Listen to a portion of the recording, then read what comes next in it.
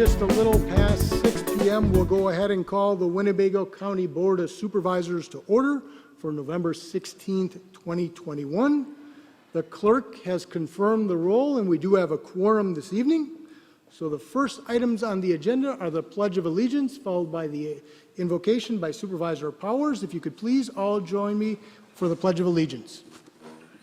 I pledge allegiance to the flag of the United States of America and to the republic for which it stands, one nation, under God, indivisible, with liberty and justice for all. And now the invocation by Supervisor Powers. Gracious Creator, we ask your guidance on our deliberations tonight for the benefit of our citizens. As we approach our National Thanksgiving Day celebration, we give you thanks for the fruits of the earth in their season and for the labors of those who harvest them. Make us, we pray, faithful stewards of your great bounty for the provision of our necessities and the relief of all who are in need. Amen. Amen. Thank you, Supervisor Powers. Next item is a motion to adopt this evening's agenda. For that, I'll go on Supervisor Albrecht. I move to adopt this evening's agenda, amended agenda. There's a motion and a second to adopt this evening's amended agenda. Any discussion? Seeing none, we'll do a voice vote. All those in favor say aye. Aye. Any opposed say nay. That motion carries. Moving on down to the next item, and that's a time during each meeting in which we give an opportunity for the public to speak under any item under the agenda this evening or any item under county jurisdiction. Is there anyone from the public who wishes to speak this evening? So first what we'll do is, for those individuals who are in person, we'll give them an opportunity to speak, and then we'll move to see if there's anyone from the public who would like to speak from Zoom. Is there anyone from the public in person this evening who wishes to speak? If so, you just step forward, state your name and address at the mic, at the lectern. Is there anyone who wishes to speak? I'll ask one more time, is there anyone in person who wishes to speak from the public? Seeing none, we'll close that portion in person, but we'll move to the Zoom. Is there anyone from the public on Zoom this evening who wishes to speak? If so, just go ahead and raise your Zoom hand, or if you're having trouble raising your Zoom hand, just go ahead and try to wave your hand on your screen, and we'll try to make sure we call on you. Is there anyone from the public on Zoom who wishes to speak this evening? I'll ask one more time. Is there anyone from the public on Zoom who wishes to speak? Seeing none, we'll close that portion of the agenda. We'll move on to the next item, which is correspondence. For that, I'll call on Clerk Ertmer. Thank you, Chairman. Is that on? No. Yes? There we go. All right, thank you. We have a petition for zoning amendment this evening from Peter Kellner in the town of Winnebago, requesting a zoning change from B2 to R2 for a year-round residential home. This is forwarded to the Planning and Zoning Committee. And we have a resolution from Sheboygan County supporting legislation to provide increase in criminal and ordinance violation surcharges. And this is forwarded to the Legislative Committee. Thank you, Clerk Ertmer. Next item is reports from any committees, commissions, and boards. Any reports from any committees, commissions, and boards? Please go ahead, Supervisor Snyder. Thank you, Mr. Chairman. I just wanted to report there we have more good things to report from Washington. We're getting our first committee hearing in the Senate tomorrow on the CVSO Act. So that'll mean we've had the first hearing in both houses, and things are looking good. They're promising. So if you guys have been making those phone calls like I asked you to, please continue that because it's helping. Thank you. Thank you, Supervisor Snyder. Next, I'll call on Supervisor Binder. Please go ahead, Supervisor Binder. If you get a chance to go out to Asylum Point, the bridge came today. It was actually pretty interesting. It came on 2 semis. They set it with a couple cranes. So if you get a chance to go out there, it's 3 years in the making, but the bridge is there. I think they'll do the final asphalt work in the next day or two, and you'll be able to get over to the island, do a little fishing, or take some pictures by the lighthouse. Thank you, Supervisor Binder. Next, I'll call on Supervisor Norton. Please go ahead, Supervisor Norton. Thank you, Mr. Chairman. The ADRC committee, and especially Beth Roberts, the director, and Paul Jancy, the chairman, are about to embark on a housing study for the Winnebago County. And the reason we will be doing this is to especially address the needs of the senior housing, which I think will be an increasingly hot topic in the next few years.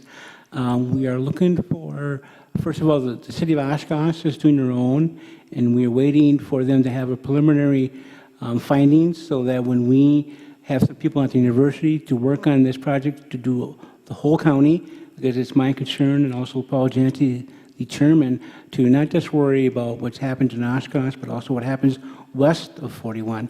So that's what we're working on. Hopefully, we'll get some preliminary or more substantive report on that come, probably February or March. So that's the report from the ADRC. Thank you, Supervisor Norton. Any other reports from committees, commissions, and boards? Any county board supervisor on Zoom for any reports from any committees, commissions, and boards? If so, just go ahead and raise your Zoom hand. Seeing none, we'll close that portion of the agenda. We'll move on to the next item, which is approval of the proceedings from the October 19th, 2021 meeting. Is there a motion? There's a motion and a second to approve the minutes from the October 19th, 2021 meeting. Any discussion, any changes? Seeing none, we'll do a voice vote. All those in favor say aye. Aye. Any opposed, say nay. That motion carries. Moving on down to the next item, and that's County Executive's Report. For that, I'll call on Executive Damo. All right, thank you.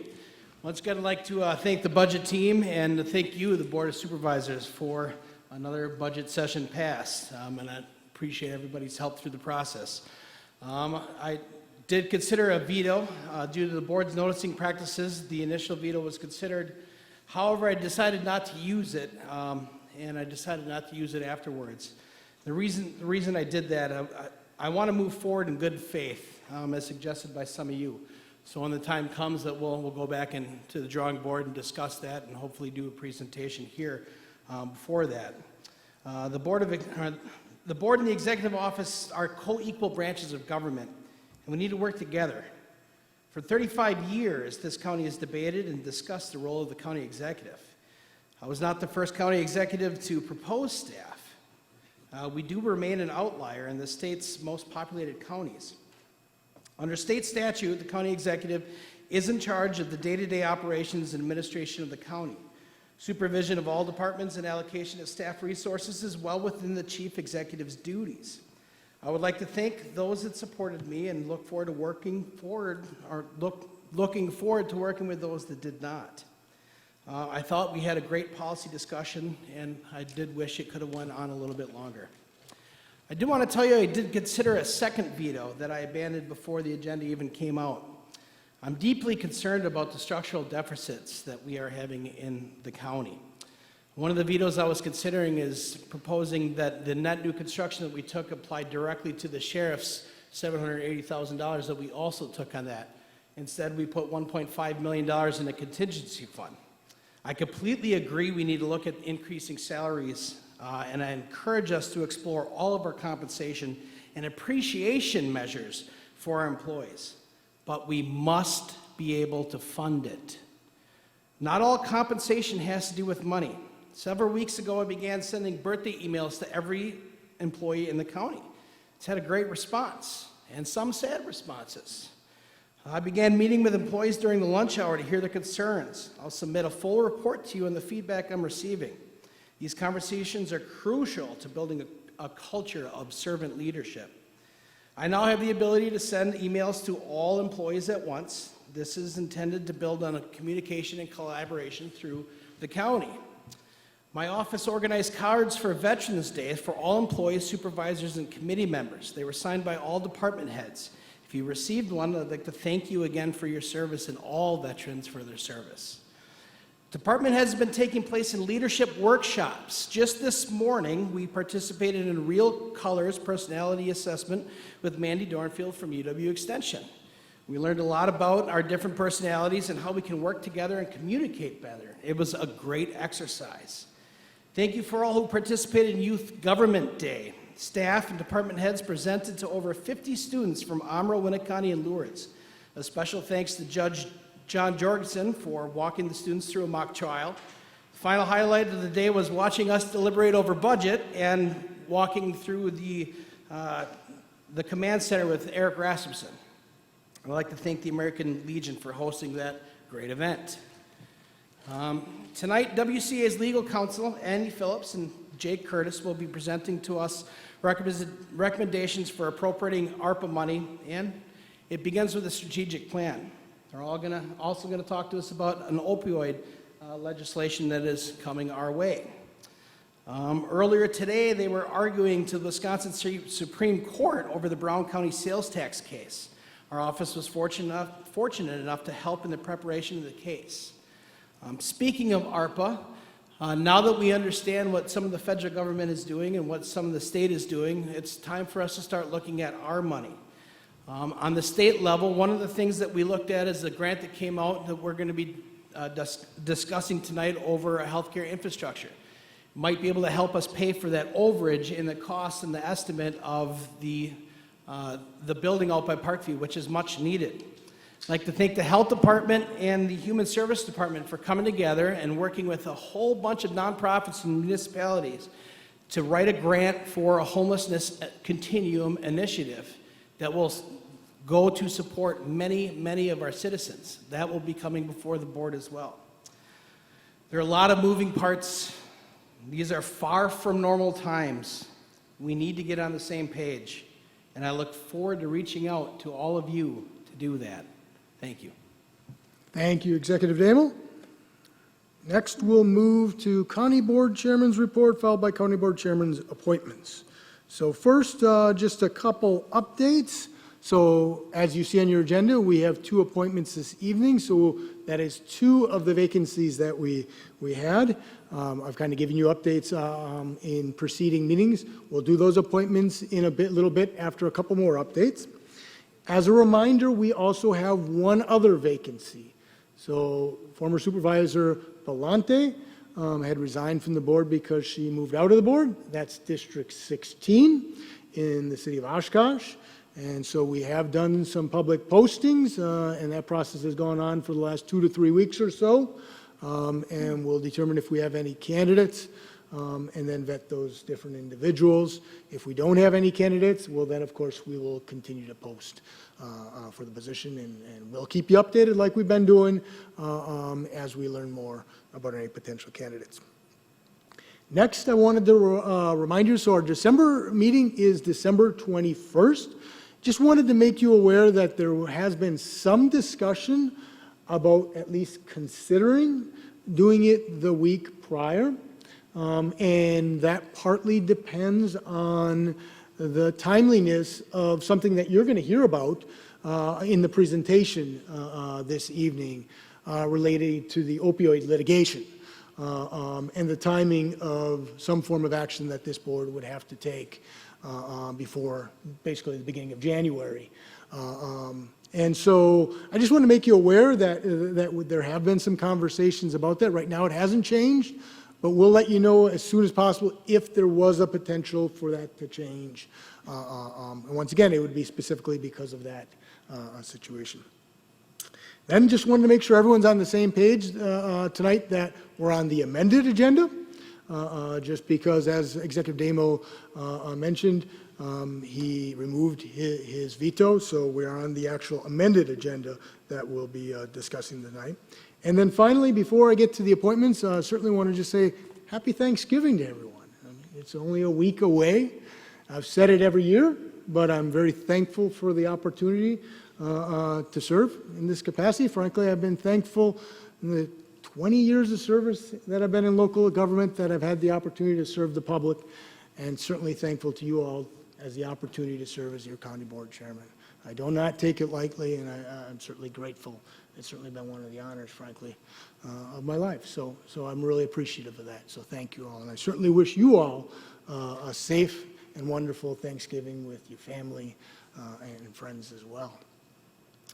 And with that, I would like to move to County Board Chairman's appointments. So what we would do here is we'll do the vote on each of the different individuals, and once the county board has voted, we'll then ask each of the different individuals to both come forward at the same time and come forward to the front table, and then we'll have them raise their right hand and do the oath of office together. Kind of similar like we do at the beginning of a term, okay? So we'll do each of their votes first, and then we'll ask them to come forward, okay?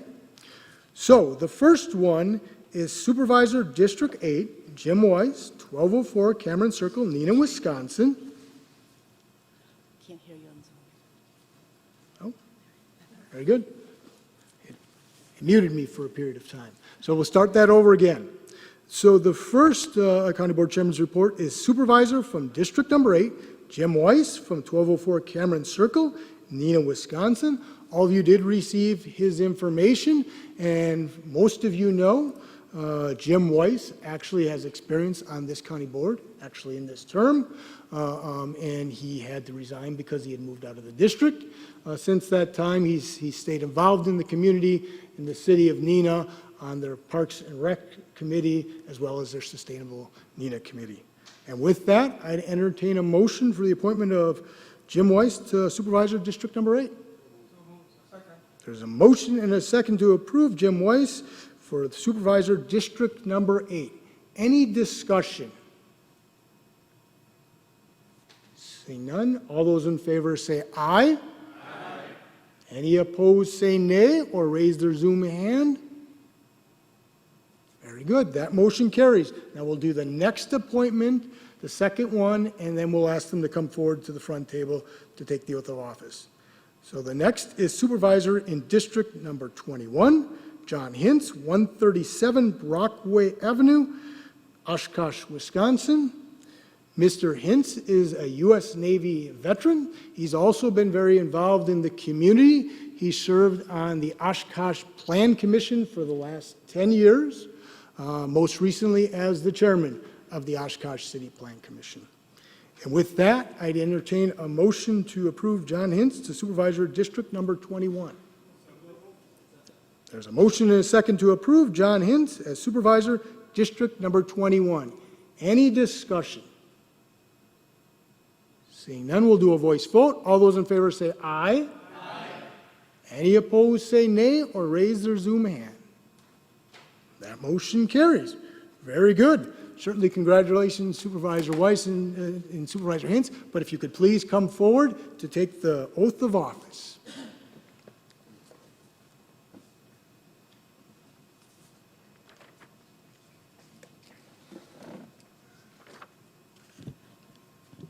And I'd ask you both to raise your right hand and repeat after me. I state your name, having been appointed to the office of County Board Supervisor, District 21, swear that I will support the Constitution of the United States and the Constitution of the State of Wisconsin, and will faithfully and impartially discharge the duties of said office to the best of my ability. So help me God. Congratulations, Supervisor Hintz. Congratulations once again, Supervisor Weiss. Look forward to working with both of you. Yes, please find a seat.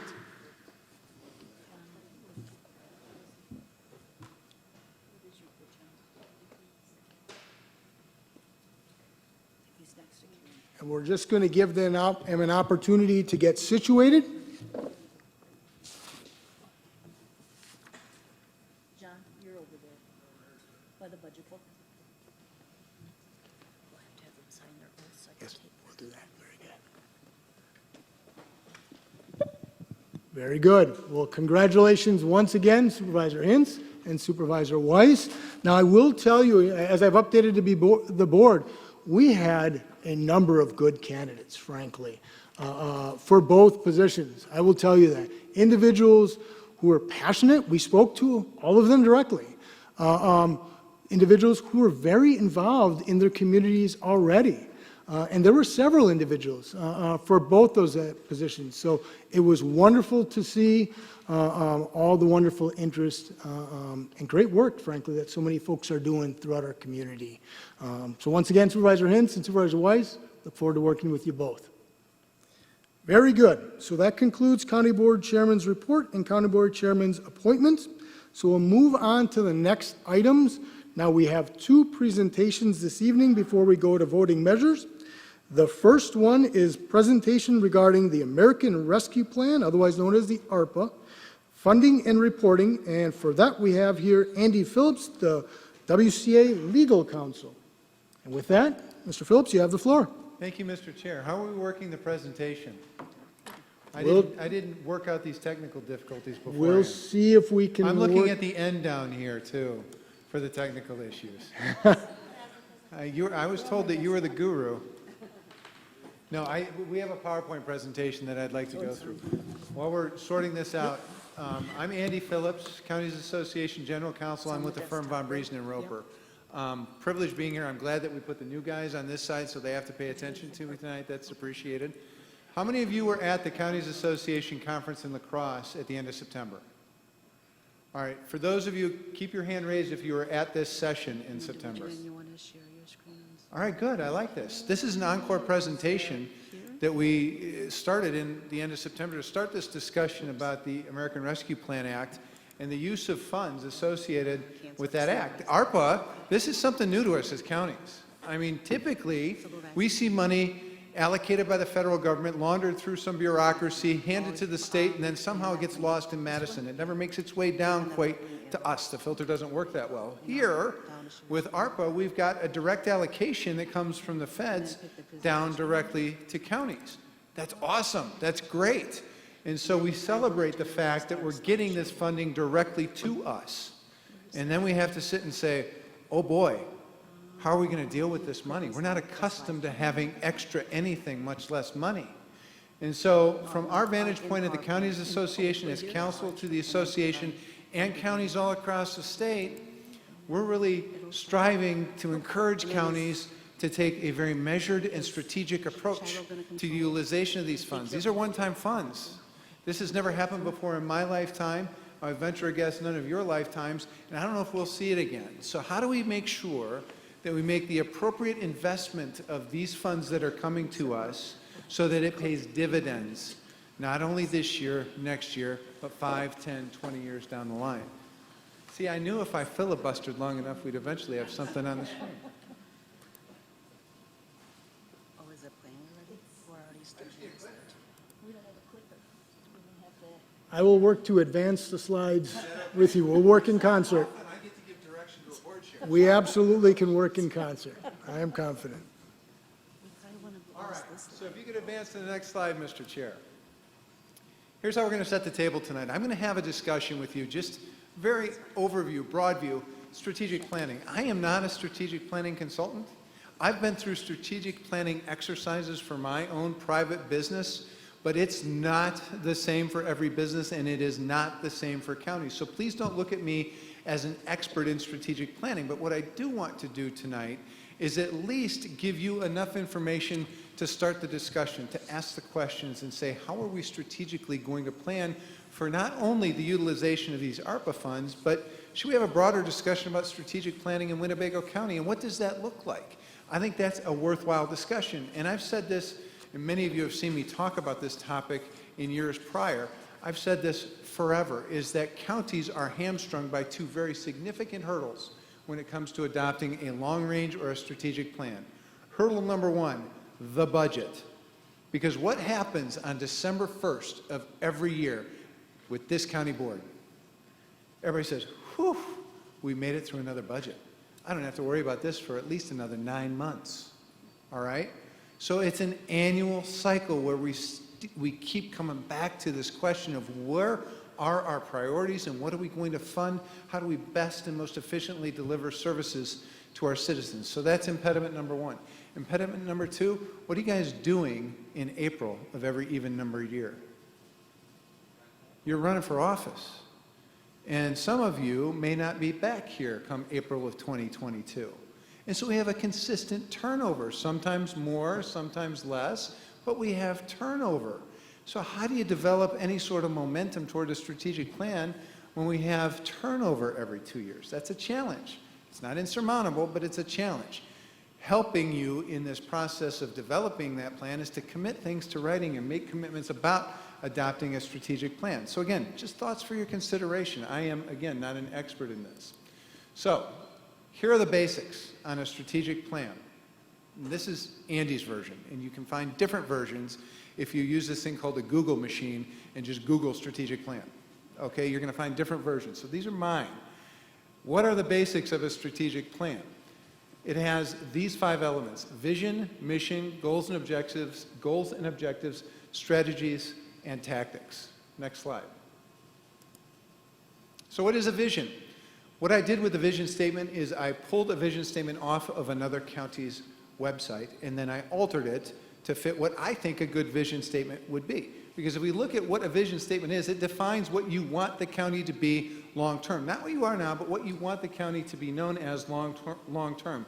Short, sweet, and to the point, providing inspiration. And so if we look at this example, we can say here, X county government, in this case Winnebago County government, is proactive in enhancing health and safety, protecting the environment, and providing cultural, recreational, and economic opportunities which make Winnebago County a preferred place to live, work, visit, and do business. That is the inspiration, so that every time you come to a meeting, every time you make a decision, you have this vision of what you want to be and what you want to be known as in mind. Next slide. The mission. This mission tells your county department heads, your leadership, and your staff how it is that you're going to get to that inspirational vision that you've adopted. So we think of it as answering the why and the how questions. Winnebago County government serves people by leading, coordinating, and providing county, regional, and statewide initiatives. It directly or in cooperation with other public and private partners provides services and creates opportunities that enhance and enrich our citizens' lives. You can see the tie back to the vision statement. That's letting your staff know the expectation of exactly how we're going to carry out our mission in order to achieve our vision. Next slide. Goals and objectives. So when it comes to goals and objectives, these are the end statements. What is it that we want to achieve? It provides specific results that we want to see. What are we going to measure? That's a great question. Can we measure profit? No, we're not a business. Can we measure revenue?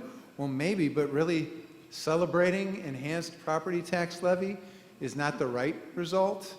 So we could probably do that sort of thing, but is that really what we want to achieve? What is it that we want to achieve? I will tell you now that it's very challenging in what we call the social sector, that being government and nonprofit, in the social sector to try to develop these goals, because in a business it's simple. If you don't have a goal that's related to margin, related to bottom line, it's no goal whatsoever, because you can't have a mission without a margin.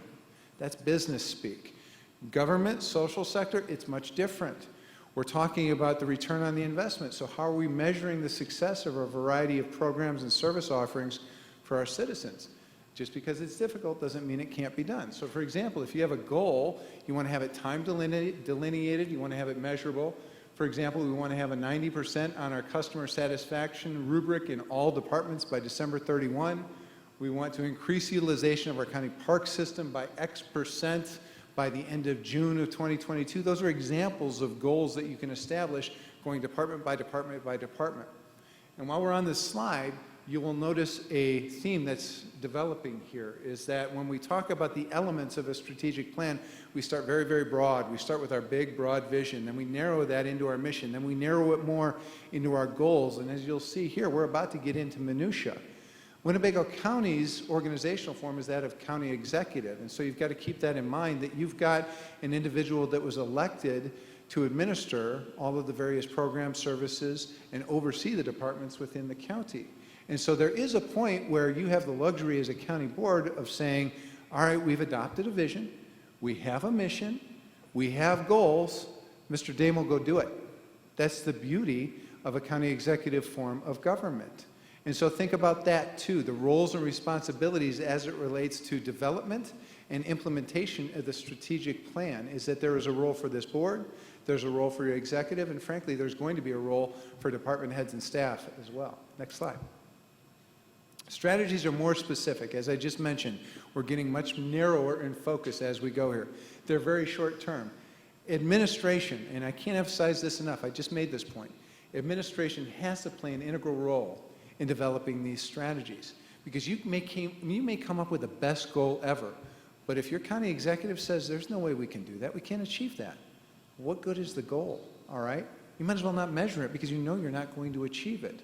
And so as you're developing these goals and these different strategies, have the discussion with the county executive, who's going to have the discussion with the department heads and hopefully facilitate a discussion with you all and the department heads about how you're going to develop meaningful strategies, meaningful goals that are achievable, measurable, and time delineated so that you can put this plan into action. Next slide. Tactics. And this is my word. It's used, there are different words used to describe these different things that fall under the goals. But I think of this as the true boots on the ground implementation of whatever your strategic plan is going to be. Who's going to roll up their sleeves and actually do the really difficult and dirty work of implementing on your strategic plan? And when I say your strategic plan, I'm looking at you all as county board supervisors. It is your strategic plan. That is your job as the legislative body in Winnebago County. It's your plan. It's not the executive's plan. It's your plan. It's not department head's plan. It's your plan. You are establishing that vision. You are establishing that mission. And then when we get more specific, then you're bringing in the executive. Then you're bringing in department heads. Then you're bringing in staff and discussing how we're going to implement. All right? So again, the tactics, that's the minutia. Those are the details. That's where it's critical that the executive have a significant amount of input on these tactics, that staff has a significant amount of input on these tactics. And so this is a good visual that shows the strategic plan, and it's small type. I don't know if you can see it. On the left, on the bottom left, it says specific up to broad, and on the right, it's so small that I can't read it from here. I'm sure it says something that's very insightful.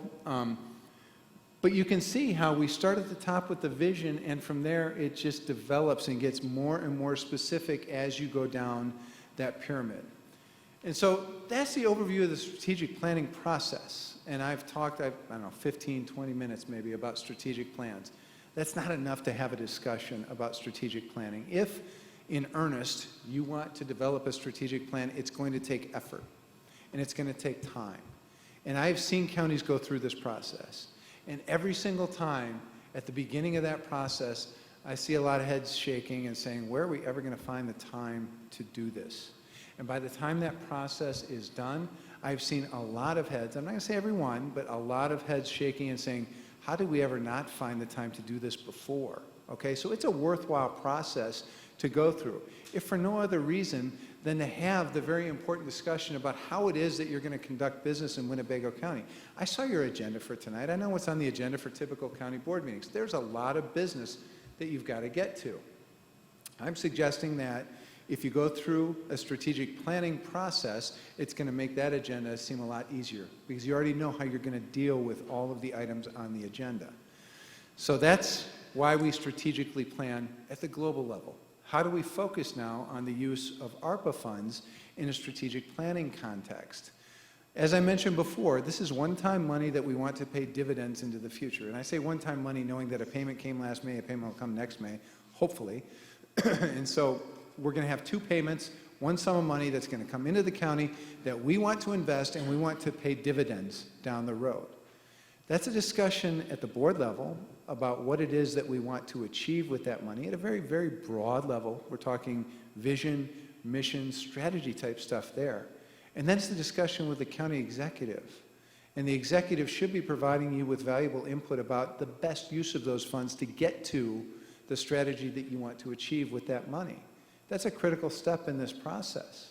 Because again, just like any good strategic plan, if you can't implement that plan really isn't much of a plan at all. And so you want to make sure you have a discussion with your executive to give you the input about how to ensure that this type of investment pays dividends. Now, Like all good money and mandate from the feds, it comes with strings, right? There is no such thing as a free lunch when it comes to federal money. Jake is going to talk to you about some of those strings, but before we go to the use of ARPA funds, let me just open it up, get some feedback and discussion or questions about what I've covered with strategic planning and ARPA funding. Anything? Everybody's got it? We're all on board with the strategic planning? We're good. Question, I yes. see one call. Please go ahead, Supervisor Binder. I would just like to say I'm on the Parks Committee, and we may not have a strategic plan, but we have a capital improvement. We just finished the bridge at Asylum Point. If you was light enough when you came out here, you seen the excavating work. That's a $1.6 million project. We were going to tackle the expo in the front of here. That was a $3 million project. But the citizens told us the boat launches need to be upgraded. So we took that out of the capital improvement book to upgrade 2 boat launches. We have a strategic plan. You can call it a capital improvement plan, you can call it a strategic plan, but we have funds for the next 5 years in the Parks Department. We want to build a new a shelter with a splash pad this summer at a cost of probably $800,000. Can we get the funds for it? It's up to this county board. But we have a plan. You know, you can call it a strategic plan, you can call it a capital improvement plan, call it whatever you want. But the Parks Department has a plan for the next 5 years. No matter how you know.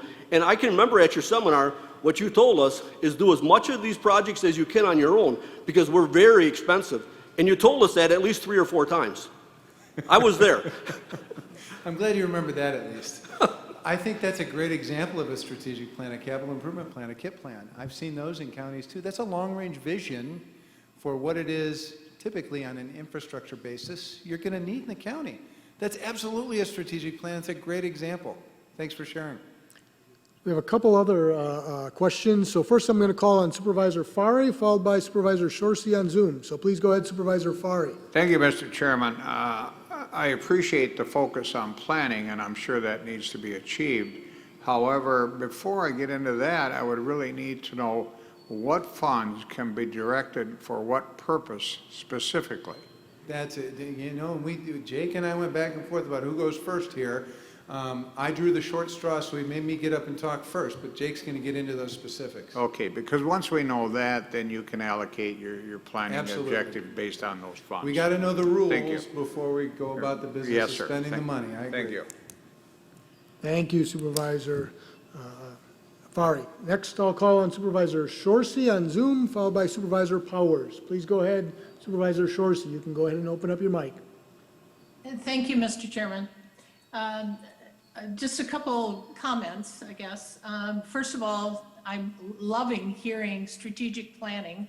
I've been waiting for this for a long time, and it's long overdue, in my opinion. And keep in mind for my colleagues that strategic planning is about the broader view for the county. And then out of that structure comes department goals and objectives and that sort of thing. But it all ties up back to the mission and vision. So it, you know, you still do planning at a department level, and especially when you get into objectives and strategies. And so it cascades down the organization, but we would all be focusing on the major priorities for the county. And then I also wanted to point out, and maybe there's some comment from the presenters on this, Andy, you might have some thoughts, but the whole importance before you start doing planning on getting good data. And especially as I was thinking about this, in a county situation, to make sure that we're not just dealing with our perception of problems, but we are dealing with real community data on what are the real problems that come within our jurisdiction to deal with. And then I love the metrics, you know, finally getting into performance metrics. And then my other comment, my last comment, is in terms of, as I thought about how this works with ARPA, I think ARPA would be, it's a resource that we have in addition to our budget dollars.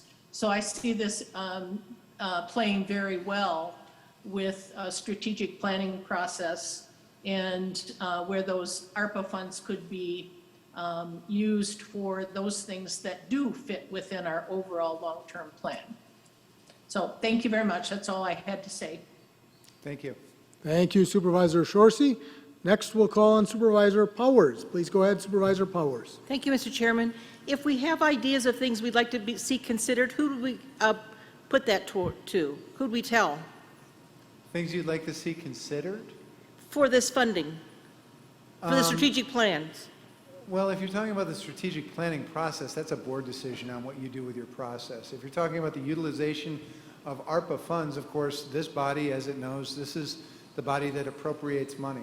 And so when the ARPA money comes in, it's up to you all to decide exactly how that's going to be appropriated, again, with input from the executive, and the executive certainly has veto authority. So it's a cooperative relationship between the board and the executive about how you're going to best utilize those funds.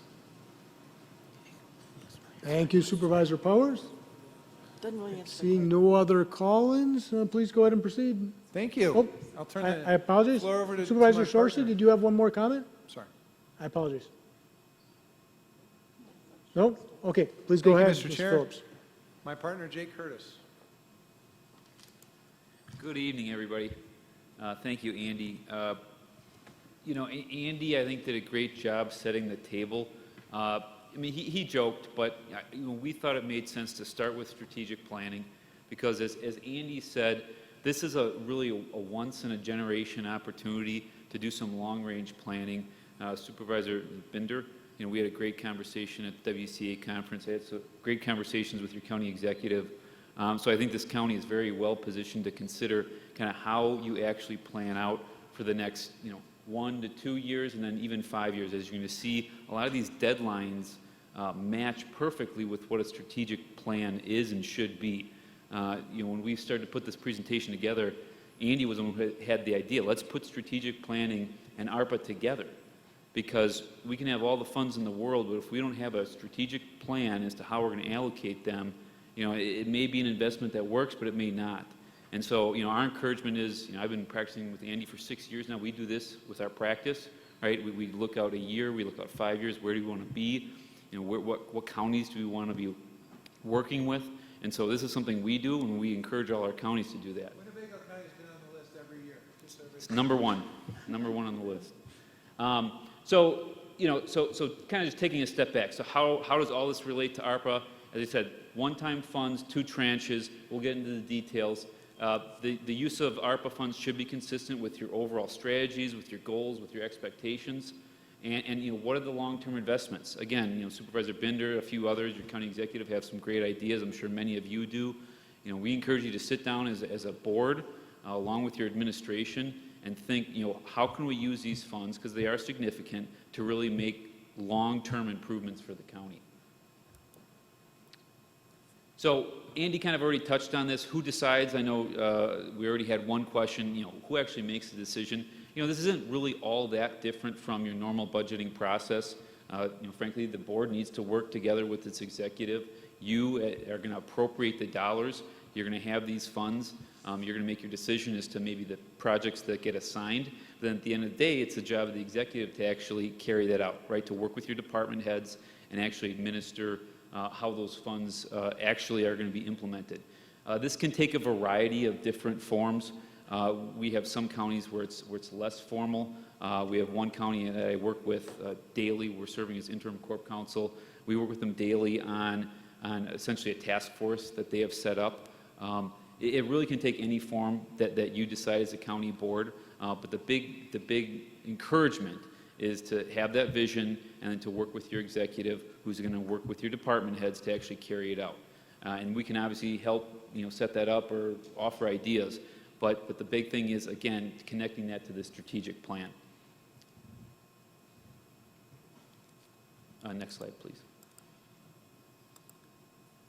So just some basics, and we are going to get kind of into the weeds here a little bit, but you know, there's essentially 4 categories that we're going to get into, and I think this is going to answer a lot of the questions, you know, sir, that you had as far as, okay, what are the categories, what are the eligible costs as we're eligible projects? As we're going to see, there are some projects that will not be eligible. And so, again, that's whether it's us or your corp counsel can make that determination, because there definitely are some landmines that we want to avoid.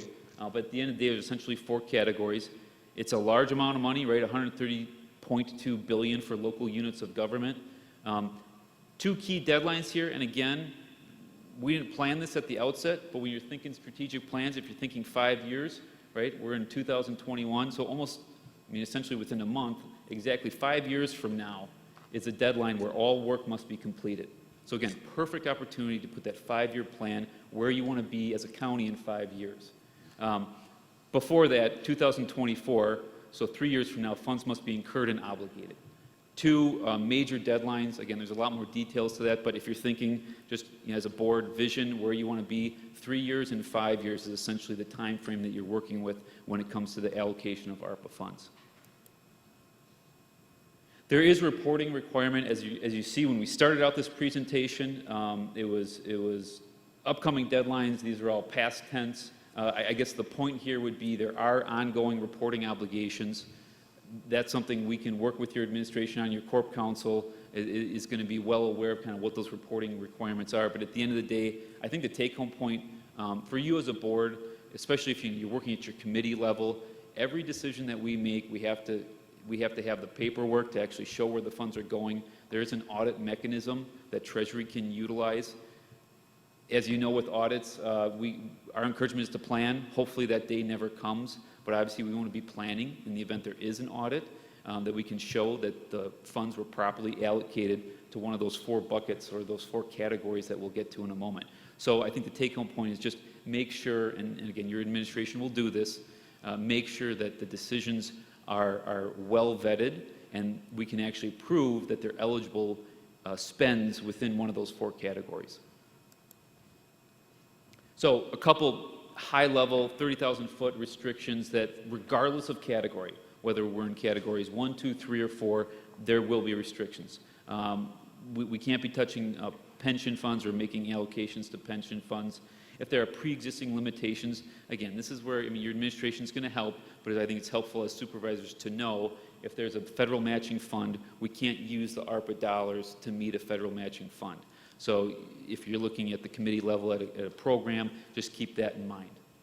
And while not explicitly prohibited, we need to proceed with caution when offsetting a reduction in net tax revenue. There's been some creative ideas floating around the state, but our caution is state levy limits still apply, and we need to be careful if we're looking at that sort of offset. So as Andy mentioned, right, this still is just going to come down to strategic planning. We can help you, your corp counsel, your administration, they're going to help you work through the details, but ultimately, as a board, you need to have that vision. Step 1, identify your need or negative impact of the COVID pandemic. As we're going to get into, we're going to talk a lot about nexus, right? What is the nexus between the pandemic and something that the county is needed to expend additional resources to address that pandemic? Step 2, identify how the program, service, or other intervention address the identified need or impact. Again, we have to be able to justify why or how we're addressing the pandemic. And Treasury encourages but not mandate use of funds for low-income communities and people of color. Obviously, the pandemic has hit certain communities harder than others. There's kind of encouragement throughout the Treasury guidelines to try to really address those needs for the communities that have been more significantly impacted than others. I think it's fair to say that there will be a significant amount of deference given to those decisions that a county board makes when trying to help those communities that have been most impacted. So now we're getting into categories. Like I said, there's 4 categories. Category 1, pretty broad, public health and economic interest.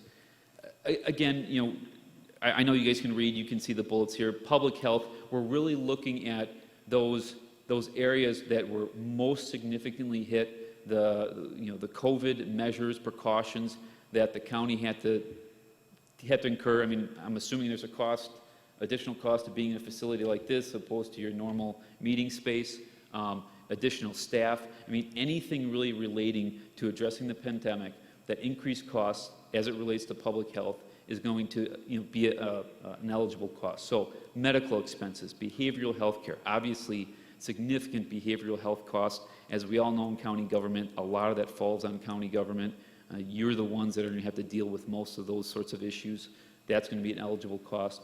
Public health and safety. I think that sub E is pretty important, improving the design and execution.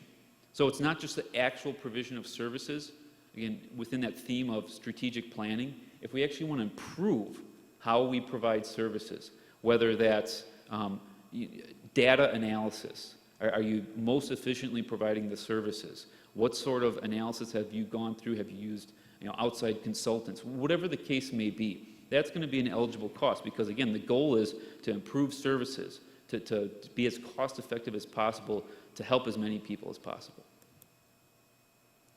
Economic impact, obviously, individuals, businesses, a significant economic impact throughout the pandemic.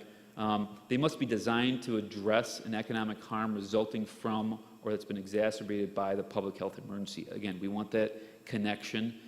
This isn't a free handout, and I think you all know that, but we just need to be able to document that we're actually addressing something that was exacerbated, made worse because of the pandemic. And as long as we can do that, I'm confident that our counties will survive any audit. Next slide, please. So just some more examples under that category 1.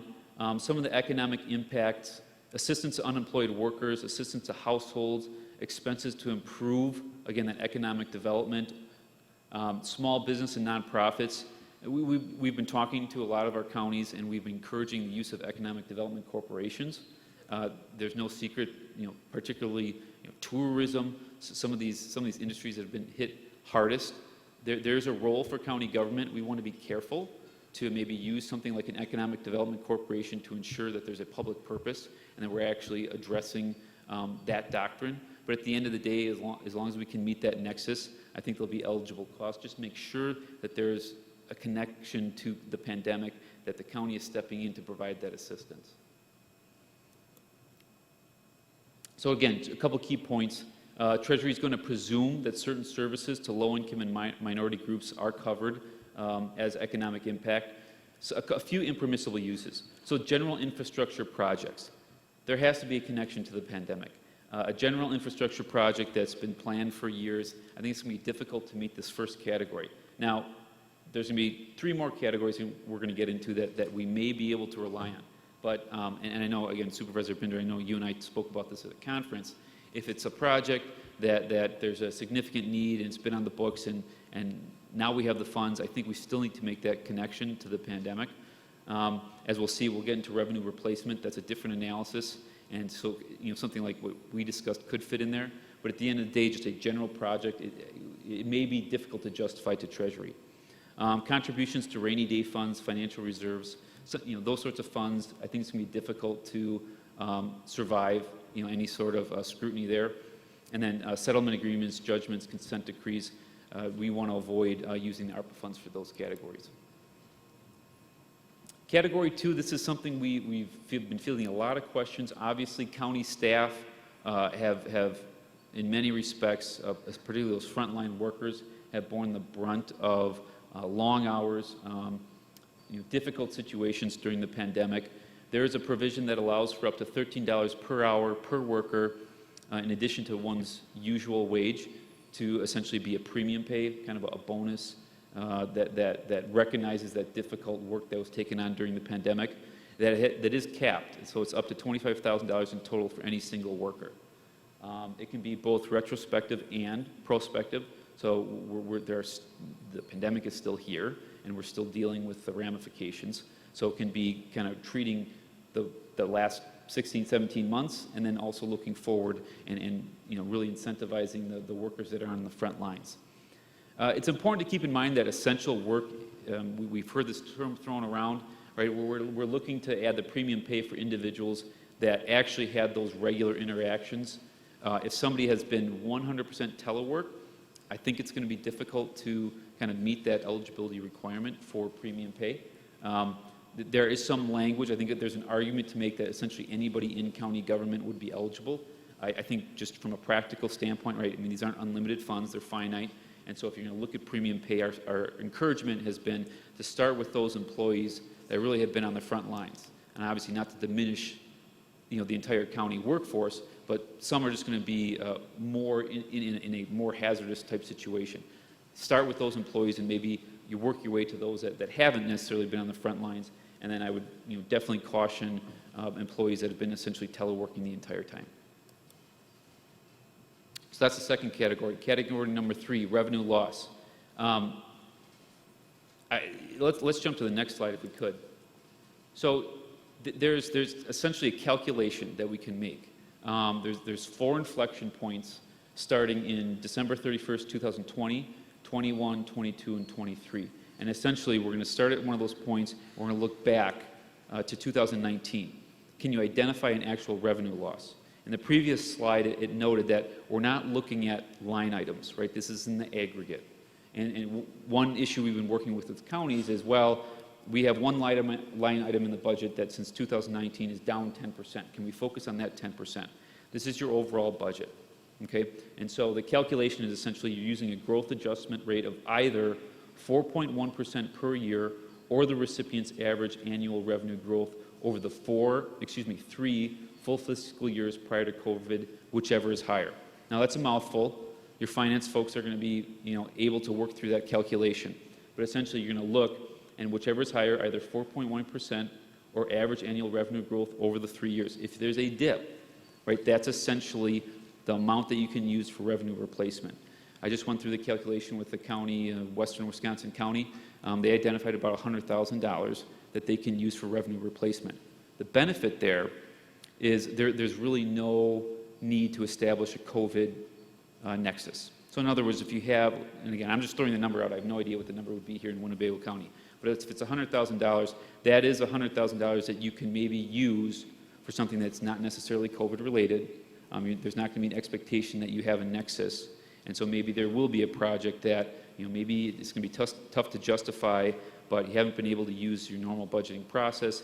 This would be an example of something where you have a lot of flexibility. So it is a good tool, but you just need to work through that calculation with your finance staff to ensure that you actually have that number that you can utilize. And category 4 is investment in your infrastructure. So there are some very specific areas that are infrastructure and will be eligible. So, and the good thing is, from a policy standpoint, I think many of you know, water has been an issue in the state. Sewer, broadband infrastructure. Broadband is every county has rural parts of their county, and I don't know what the situation necessarily is in Winnebago, but there always seems to be a need to improve that broadband into maybe the more rural communities. You have groundwater, surface water issues in maybe some of the more rural parts of the county. That's all going to be essentially automatically eligible under Arpa. And so we've definitely been working with a lot of counties on some really creative measures when it comes to infrastructure expansion, strengthening that tie to rural communities, and then, like I said, ground and surface water, any sort of efforts or infrastructure that you want to implement to improve that water quality, that's going to be eligible. A few state law limitations. So as I mentioned earlier, we really emphasize the fact that counties must ensure compliance with the state's public purpose requirement. Now, as I said earlier, when in doubt, use your economic development corporation. That's a great tool, and whether it's the county or a local municipality, right, the measures are going to be placed to track the dollars and also ensure that there's presumably some sort of process to identify eligible projects. And because of that economic development component, it's going to, we believe it's going to meet the public purpose doctrine. So that was a quick run through. Again, we have I don't know if I have it right here. So through the WCA, Andy and I and a few of our colleagues put out what I think is a great resource for ARPA and kind of those 4 categories. I mean, it's 20 pages. So we tried to cover a lot of information quickly, but we really emphasize use that strategic plan and identify one of those 4 categories that are going to make that ARPA use of funds eligible. So happy to answer any questions regarding specific projects or ideas. Very good. Thank you. We'll open it up for any questions from the board. I see one calling. First, I'll call on Supervisor Gabbert. Please go ahead, Supervisor Gabbert. Thank you very much for your presentation. I have a couple questions. I did notice in the beginning of this scenario, when the money was going to become available, the premium pay for essential workers. And our employees are part of the state pension. And Andy mentioned in his part of the presentation that that wouldn't fly. So my question to you is twofold.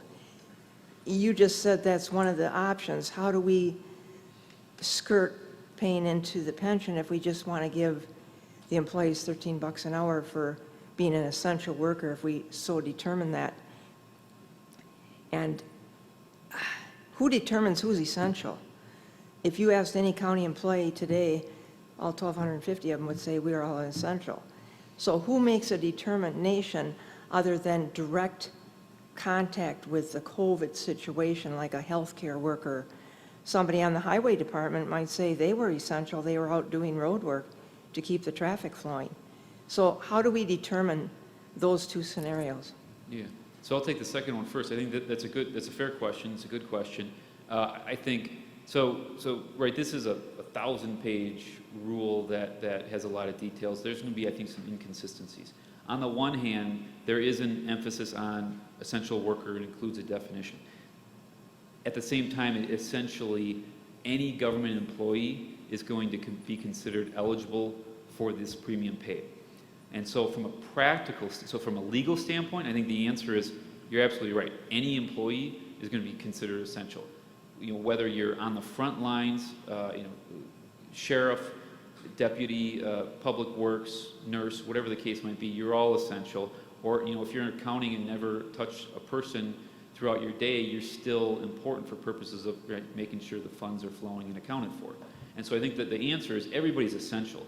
I think my point was, I guess, more a practical point. They do, and we include this in our guide, there's kind of a reference to maybe those staff that would be more, considered more at risk. And so that the practical point is, right, unless you're going to take all of your ARPA dollars and place them into your premium pay, and frankly, I don't even know in that situation if there would be enough funds. The reality is you're going to have to make budgeting decisions. And so if you have, again, I'm just taking these numbers out of the sky. Let's say you're going to allocate $500,000 of your ARPA funds to premium pay, and presumably you're going to have to make some discretionary decisions as to which employees are eligible.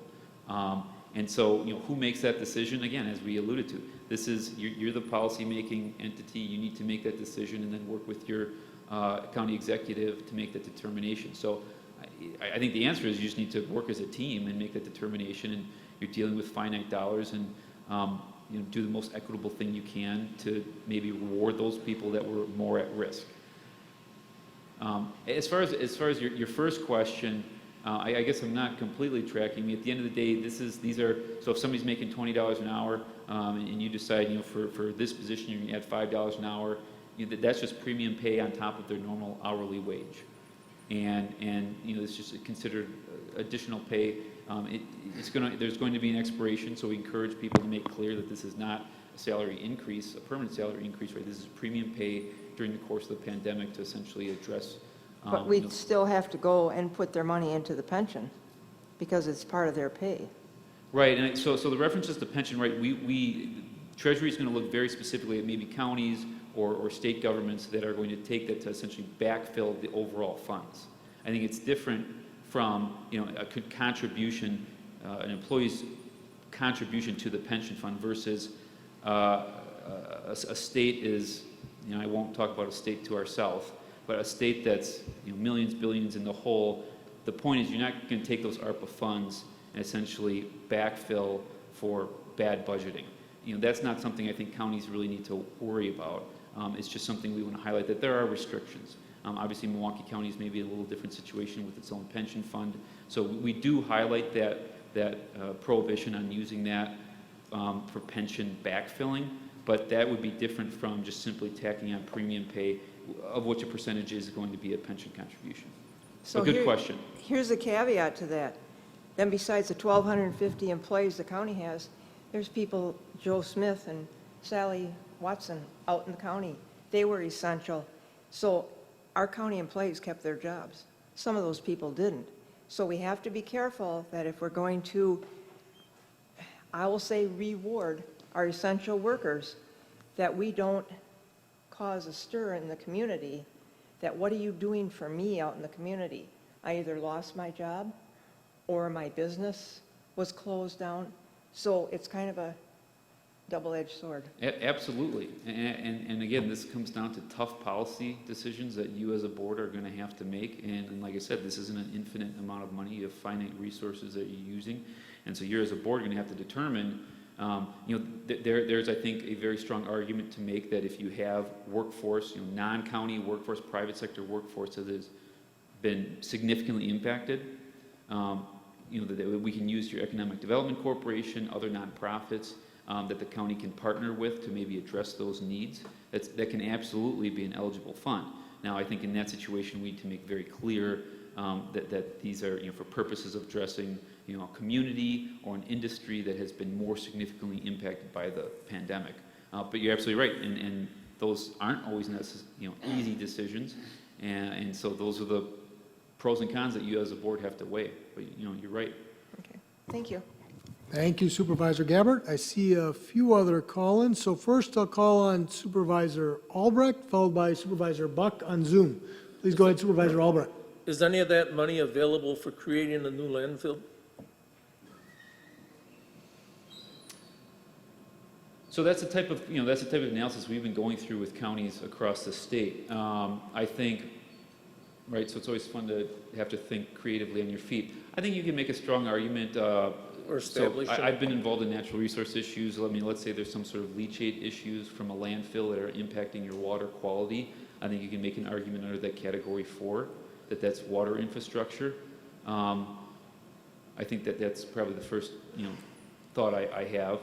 But that's the type of thing that we can work with you and your corp counsel and your administration to, whatever the process you set up, put forward that plan, and we can go through that analysis to make sure that it actually complies. That I've seen some crazy, good, creative, but maybe borderline crazy suggestions.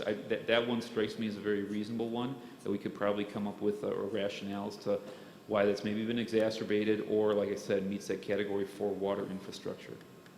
Okay, thank you. Thank you, Supervisor Albrecht. Next is Supervisor Buck on Zoom, followed by Supervisor Norton. Please go ahead, Supervisor Buck. Thank you, Mr. Chairman, and thank you, gentlemen, for this wonderful presentation. I do have a couple questions.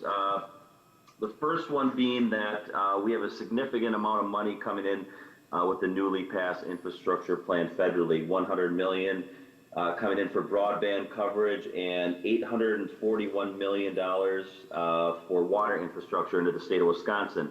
That being said, can we piggyback on some of these projects if, they're done in Winnebago County? You mentioned that some of this could be used for broadband, and like Supervisor Albrecht just mentioned, maybe something for landfill under the water infrastructure. Can we piggyback off on federal projects on this?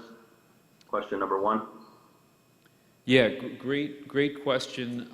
We have worked with a number of counties that have gotten creative from the standpoint of, if not, to your point, partnering or I guess combining with other fund sources. What we've also seen is counties partnering with their local municipalities. Remember, you're not the only entity in Winnebago County that's getting Arpa dollars, right? Many of your local municipalities will as well.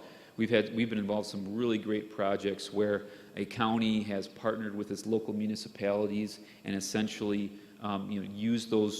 combine those resources to significantly expand broadband throughout the county. I mean, it's something they had been waiting, a decade to do, and because of that, those combination of sources are essentially going to be able to provide broadband across the county. We worked with that county and their municipalities. We simply set up an MOU between the county and the municipality to ensure that there's an understanding as to how those funds are going to be used. But absolutely, I mean, if you can concentrate those efforts with either another funding source or your municipalities within your county, you're just going to make the dollars go further. Good deal. Well, thank you for that. And then the second question I have, on one of your last slides, you had put on there that it encourages local hire provisions, project labor agreements, and prevailing wage. Now, Wisconsin repealed its prevailing wage back in 2017, and with that repeal, we've seen an 53% increase of out-of-state workers and construction companies coming in here. Are you saying that we can use prevailing wage, and then also project labor agreements are also banned in Wisconsin? So are you saying that we can now use those under this ARPA dollars? So that's a good question, and that's something we've looked closely at. I think, our encouragement is always to obviously follow state law. We can't ignore that, even though we're working with federal funds. I think at the end of the day, that's an issue you look closely at, and our position has been that while the federal legislation encouraged, PLA's prevailing wage, it was not necessarily required. And therefore, our encouragement has been, remain consistent with current state statute, and just be well positioned so that if there's an audit, that everything's documented. But that is definitely probably one of the more complex areas that we analyzed when it came to ARPA, because it wasn't immediately clear to us what the answer is. But as like most large federal initiatives, there was the initial legislation. Then there was the implementing a rule followed by a Q&A. And so I'm not trying to totally give you the lawyerly answer, but the reality is it took us quite a while to figure that out. And I think that the most accurate statement is that ultimately Treasury couldn't require those provisions, but it encouraged them. And so we still focused on state statute. And our encouragement is to follow the current expectations. All right, but they could require federal Davis-Bacon. So anything over $2,000 coming from the federal government could require federal Davis-Bacon provision. Is that correct? If the federal funds are included and there is an otherwise requiring Davis-Bacon provision, yes. But that would be a perfect example of something you'd want to work very closely with your corp counsel. Because I think the Treasury would admit that that's not exactly clear. All right. Well, thank you very much for your answers and your questions. I appreciate it. Take care. Thank you, Supervisor Buck. I see a couple other call-ins. First, we'll call on Supervisor Norton, followed by Supervisor Binder. Please go ahead, Supervisor Norton. Thank you, Mr. Chairman. At what point and how do we include the community and the different sectors in this county a part of this process? That's my first question. And then my second question would be, when at what point do we reach out and do we talk to the different community leaders from the cities of Neenah, Menasha, Amaro, and the villages of Winnebago and Fox Crossing and the other community government agencies to truly stretch out the ARPA funds that we're all getting in this county? So that's my two questions. When and where, how do we include the community in this process? And B, when do we include to make sure that we're reaching out to all the community leaders so we can truly stretch the ARPA funds? Thank you. Yeah, good, both good questions. I think with respect to the first one, we've seen it, right, we have 72 counties in Wisconsin. They're all doing it differently. Some, it's more, I would say probably more internal, right? It's just kind of the administration internally working with department heads. Others have set up essentially task forces that you can set up a special board meeting to just gather community input as to projects. Now that you have an understanding of what those categories are, to gather community input as to what sort of projects that they want to see addressed, specifically relating to the pandemic. And so I think really it's as creative as you want to get. Again, I've seen it the entire spectrum. Some counties, it's almost a completely internal process with administration, obviously with board input.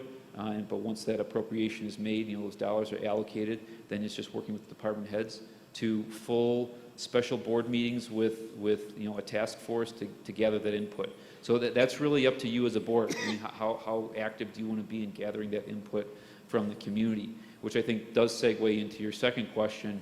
And there, again, it's, I think how quickly do you reach out? I would suggest you reach out as quickly as you can, right? Because they're going to frankly be going, and I'm sure many of you are involved in your towns, villages, cities, and are aware of who that leadership is. Probably some of you are the leaders in those communities.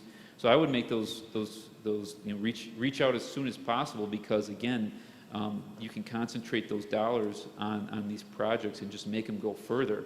And maybe you combine the two, right? Maybe you have a special board meeting where you're going to try to gather community input and then specifically invite all the leaders, the key leaders from the various municipalities. Maybe that would be the best way to do it. So there's really no right or wrong way to do this. But it sounds like you're taking the right approach, that you want to get that input from the community and try to get those dollars to go as far as they can, because I'm assuming your towns, villages, and cities are going through the exact same analysis as we are right now. Thank you, Supervisor Norton. Next, I'll call on Supervisor Binder. Please go ahead, Supervisor Binder. Just out of curiosity, in the other counties you're working with, do they have ARPA committees? I mean, we have no committee formed. I got 2 or 3 projects just in the Parks Department alone that I think are qualified. We have a Walkaw Dam that basically, when we get a heavy rain, it washes out the whole shoreline. We took a tour of it a couple weeks ago, and there's no committee in this county to even turn our projects into yet.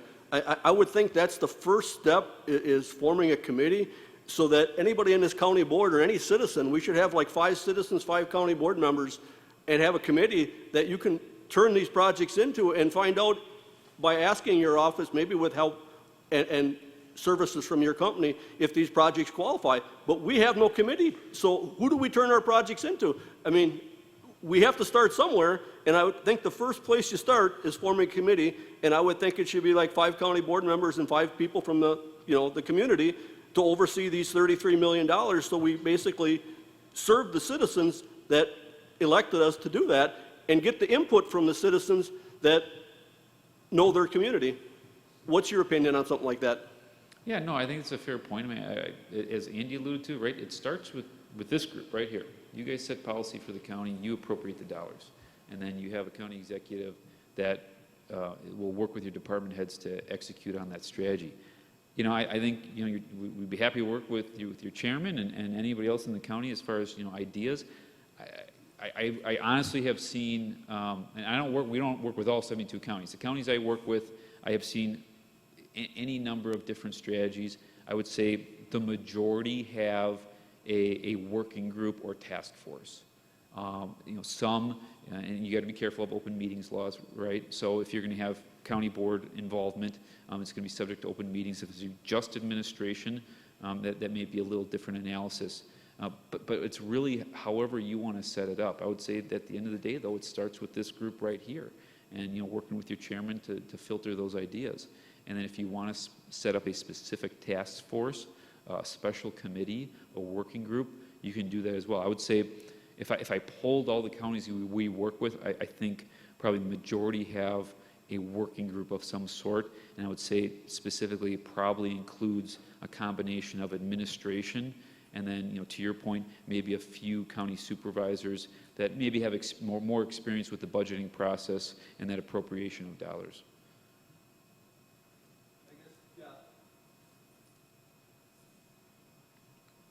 If we could open up the mic for Supervisor Binder.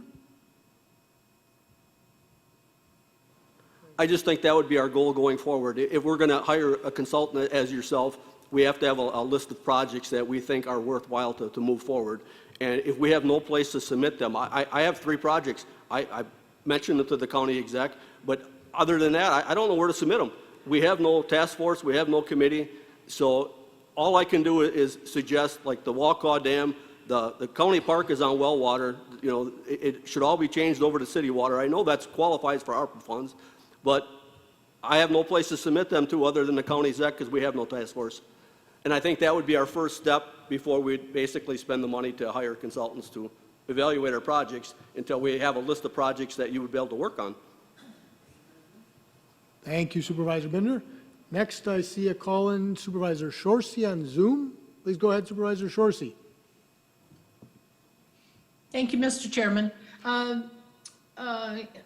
Andy, or whichever one of you wants to answer this, isn't that the point of presenting the recommendation to do strategic planning and then combining ARPA with that process? And then my experience and understanding of strategic planning is there is a steering team appointed to begin to put together the structure of the strategic plan and the procedure. And then out of that process comes, you know, a process for dealing with requests for ARPA funds and then determining whether they fit with strategic plan. Is that correct thinking? I think that's perfect thinking, and frankly, a good reminder, right? Sometimes I get caught into the weeds, you know, where is this eligible for? But you're absolutely right, to connect with Andy's presentation, start with the strategic plan. And then that should naturally filter down the eligible projects. And then, you know, frankly, what I've been talking about is more, you know, the legal analysis of, is it eligible? But you're absolutely right. I mean, that's a great reminder to kind of go to the beginning of Andy's presentation, that we want this to fit into a strategic plan, right? So we have a 5-year deadline to make sure that these projects are completed. And so whether it's a short-term project or something the county's been waiting for decades to do, it should all start with your strategic plan. And maybe that's a committee, maybe that's a working group to establish, okay, what do we want to do in the next 5 years? Where do we want to be? Just like we do in the private sector. Where do we want to be in 5 years? And then from there, okay, what projects will get us there? And then maybe that third level of, okay, we just got to make sure they're eligible. You know, just roughly speaking, I think that would be kind of your 3 levels of analysis. So you're absolutely right. Good reminder. We're starting with that strategy. And so again, maybe it's a strategic planning task force or working group that's going to, okay, spend the time to put together that 5-year plan and then start filtering in the specific projects.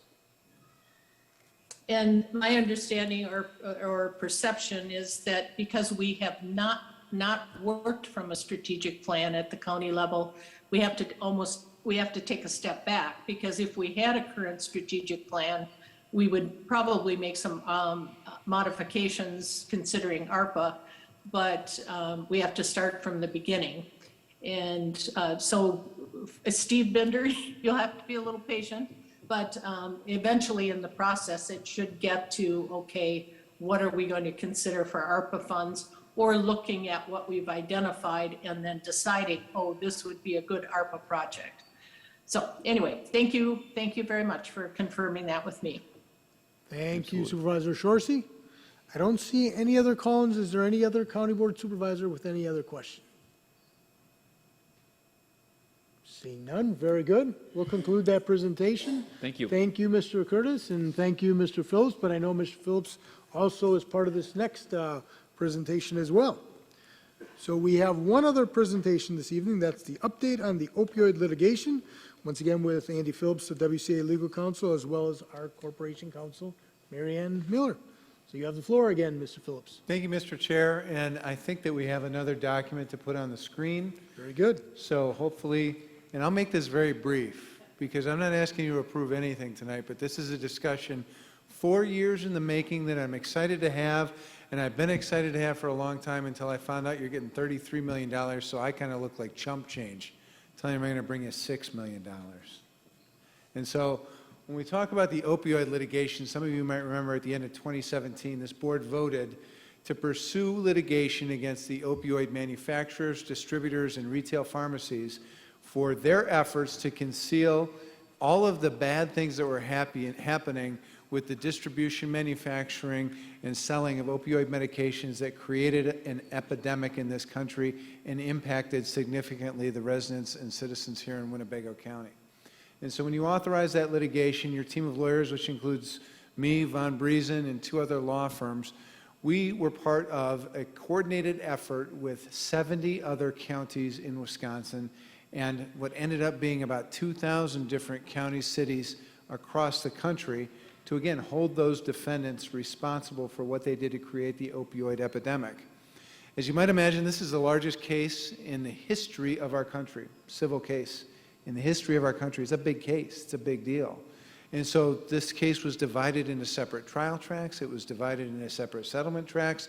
There have been discussions that have been going on now for over 4 years.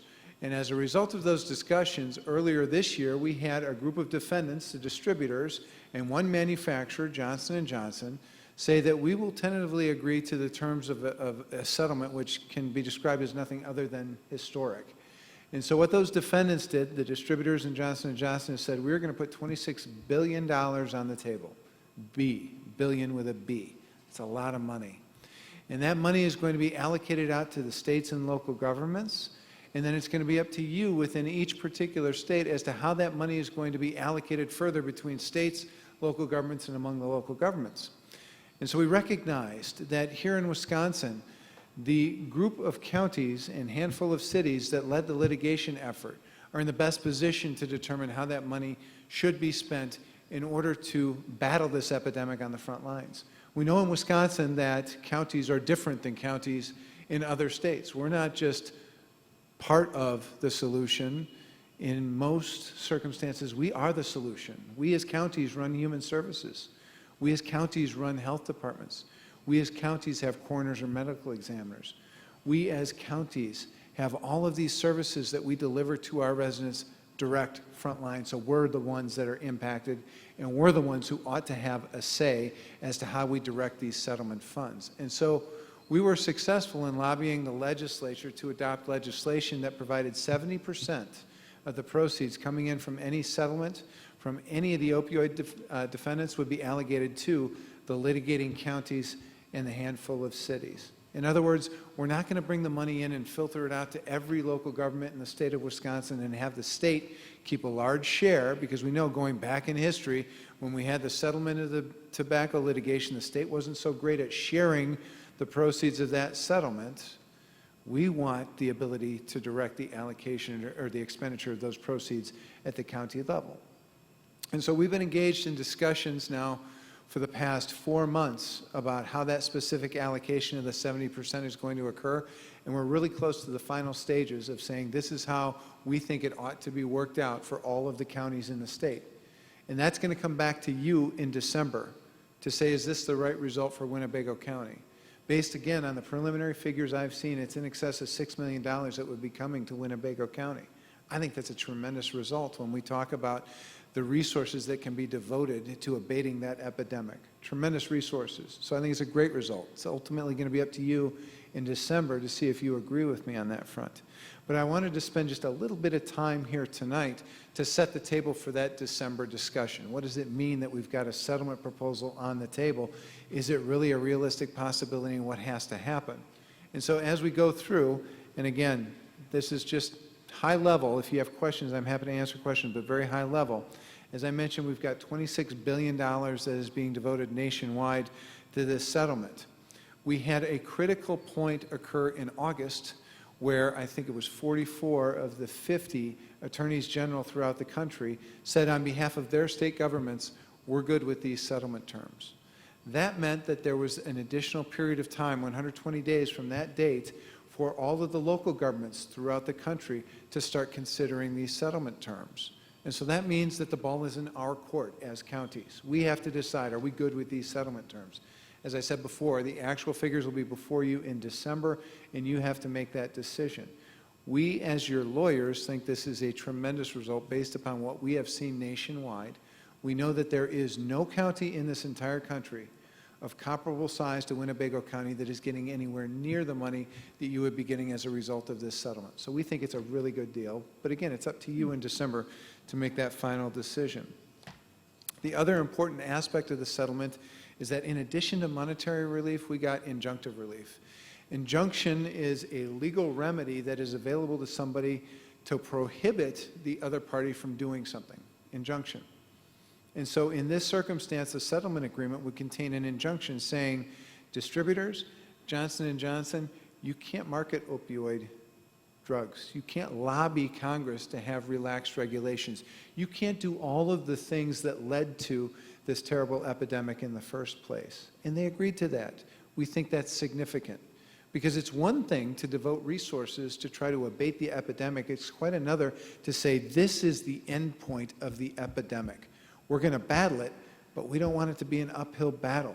We want to make progress, and the only way we can make progress is ensuring that the defendants can't engage in the type of conduct that got us here in the first place. So that's a very, very important aspect of this particular settlement agreement. Now, as I said, counties have 120 days to consider. The actual drop-dead deadline is January 2nd. And so if you want, I can come up here and we can have a nice celebration on New Year's Eve to talk about this, but let's try to get this done in early, mid-December if we can. I would very much prefer that. I think you would too. I know Mr. Lautenschlager is going to be on an RV somewhere, so maybe he might invite us for that celebration. We'll see. I said 26 billion, but that depends upon participation levels. In other words, what do the defendants want out of this settlement agreement? They want peace. They don't want to settle with this group over here only to be forced to litigate with this group over here. So it's important from the defendant's perspective that they get a full release of claims knowing they're not going to be sued down the road. It's important from our perspective to maximize the amount of the return. So the settlement agreements strike that balance there by saying, if you only have, for example, 75% sign-off, we're only going to give you 75% of the money. Again, in Wisconsin, we sit in a very unique situation because we've got legislation on the books that directs the money to local governments that are litigating. And so we know we're going to get participation, assuming we get all of the counties and the handful of cities to sign off on this particular settlement package. So we're going to be able to maximize that amount of dollars. So it's very important that as counties, we got into this together, and we are going to see this through together. So that's important. Now, what happens if you don't sign on to the settlement agreement? Well, that just means that we have to go to trial in about 4 or 5 months. And we don't know what that trial is going to do. Some of you may have seen the headlines within even the past couple of weeks. We had the Supreme Court down in Oklahoma overturn an award against Johnson & Johnson in excess of $600 million that the state of Oklahoma won through a jury trial. Supreme Court overturned that verdict. We had a court out in Oakland, California, determined that a particular distributor was not responsible for the opioid epidemic. And so there's risk here. If we don't get what we can now, the defendants may say, you know what, we'll take our chances. We don't want to give them that opportunity necessarily. Not that we don't think they're responsible, not that we don't think that we can't win at trial, but we don't want to have that risk on the table if we can avoid it. The other problem that we've got here is that as you've seen, we've had entities like Purdue Pharma and Mallinckrodt file for bankruptcy protection. They've said, look, with all of this litigation, all these lawsuits, we can't afford to defend. We're just going to toss it all into a bankruptcy court. Here are our assets. Divide them up how you wish. We don't want that to happen either because that's going to diminish the return that Winnebago County gets as a result of this litigation. So in other words, there are all sorts of considerations and reasons that go into why I would suggest to you, and the team of lawyers representing the county would suggest to you, this is a deal you ought to thoughtfully consider because we think it's a good deal. And so again, we'll get into a lot of that in December when you consider whether Winnebago County ought to sign on to this with the recommendation from me, recommendation from my co-counsel, recommendation I think from your corporation counsel. We'll have that discussion in December, but I wanted to start the discussion tonight so you can at least start thinking about, here are my questions, here are my concerns. You're going to get a packet of information prior to your meeting. It's going to contain the resolution. It's going to contain all the memorandums of understanding that deal with the allocation of proceeds. It's going to contain the settlement agreements. If you want to bore yourself to death, go ahead and read all 473 pages of those settlement agreements, all right? Think about those questions, and if you have them, feel free to contact Mary Ann prior to that December meeting and ask those questions. She'll get them to me. Feel free to send me an email, whatever the case may be. Just want you all to make an informed decision come December. I think that's it, Mr. Chair, pending any questions. Very good. So we'll open it up for questions. Any questions of Mr. Phillips in regards to the opioid litigation?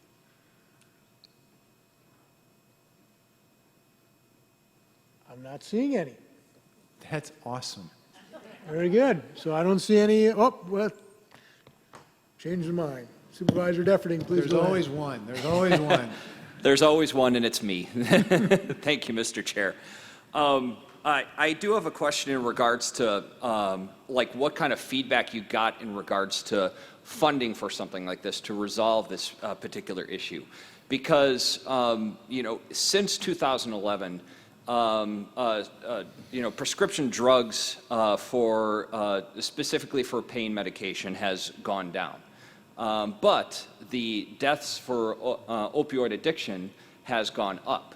So we're starting to see a decline in prescription drug medications for chronic pain, but an upward trend in regards to opioid deaths.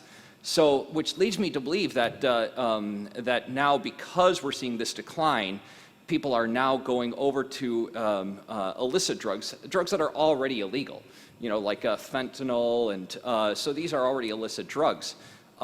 Furthermore, we've already seen an increase in funding for the war on drugs since the war on drugs has occurred. So we're seeing an increase in funding, but yet we're still seeing an upward trend in opioid deaths. So I guess my question is, how would more funding actually produce better results? Yeah, that's a great question, and I mean, honestly, that's a struggle, and different areas of the state, different areas of the country are impacted differently as a result of the epidemic.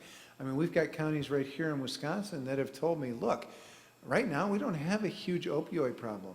We don't have a heroin problem. We don't have a fentanyl problem, but we got a huge meth problem.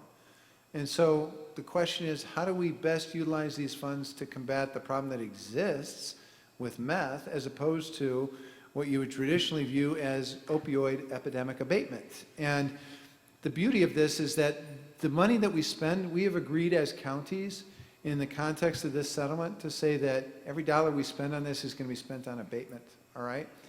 But we negotiated long and hard to have abatement defined as broadly as possible.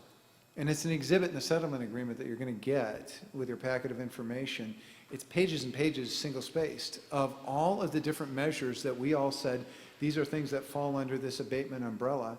And then the question is going to be up to the county and this board. What do we think is best going to combat this epidemic? And it's complex. This isn't easy. One of the things that we're suggesting is that Winnebago County ought to have some serious conversations with Oshkosh, with other municipalities within the county, with Outagamie County, with Fond du Lac County, with other areas, to say, is there opportunity here for a regional approach? Is there opportunity here to pool our funds to make more of an impact? And it's going to depend upon the particular circumstances facing this county. I don't have the answers to that. I know you all don't have all the answers to that, but we're hoping that, you know, if we get some resources into this county, that will put the heads together to be able to have that discussion. Thank you. Thank you, Supervisor Defferty. I see no further call-ins or questions. Great. So that'll conclude the presentation. Thanks again, Mr. Phillips. Thank you, for being Mr. here, Chair. Both presentations, and as well as Mr. Curtis. So Thank you. both. Very good. So that concludes both our presentations for this evening. So we'll move next to zoning reports and ordinances. The first one is report number 001, April A. Thoney, Town of Amro. For that, I'll call on Vice Chairman Egan.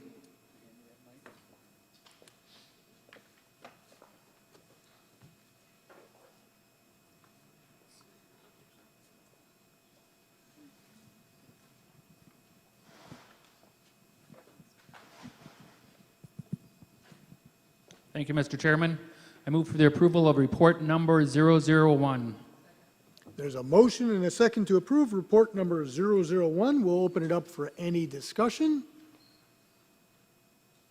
Seeing none, we'll do a voice vote. All those in favor say aye. Aye. Any opposed, say nay. And once again, for any county board supervisor on Zoom, if you're uncertain with a nay vote, when we do nay votes, you just raise your Zoom hand. And that motion carried. So moving on to the next item, that's a mandatory ordinance number 110121, rezoning from R1A2 Rural Residential General Agriculture to A2 General Agriculture for tax parcel number 016-0416-01. I once again call on Vice Chair Egan. Thank you, Mr. Chairman. I move for the approval of mandatory ordinance number 110121. There's a motion and a second to approve a mandatory ordinance number 110121. We'll open it up for any discussion. Seeing none, we'll once again do a voice vote. All those in favor say aye. Aye. Any opposed, say nay. That motion carries. Moving on down to the next item. That's a mandatory ordinance number 110221. Town of Winchester, on behalf of M7 Investment Group, LLC, rezoning from A2, B2, B3, General Agriculture District, Community Business District, and General Business District, to B2 Community Business District for tax parcel number 028-0433. For that, I'll call on Supervisor Joas.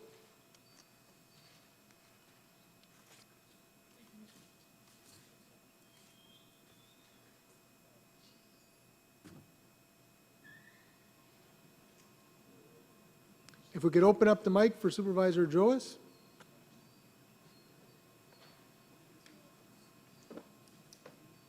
If we could open up the mic for Supervisor Joas again? Lars, I'll just do it.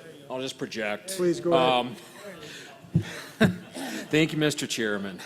I appreciate, I move for the adoption of a mandatory ordinance number 110221. There's a motion and a second to approve a mandatory ordinance number 110221. Any discussion? Seeing none, we'll once again do a voice vote. All those in favor say aye. Aye. Aye. Any opposed, say nay, or raise your Zoom hand. That motion carries. Moving on down to the next item, last item on the first page. That's a mandatory ordinance number 110321. Town of Black Wolf, on behalf of Wesley Mays and Holly Niemeyer, rezoning from A2 General Farming to R1 Rural Residential District for tax parcel number 004-0503-06. For that, I'll call on Supervisor Keller. If we could open up the mic for Supervisor Keller. Thank you, Mr. Chairman. I move for a mandatory ordinance 110321.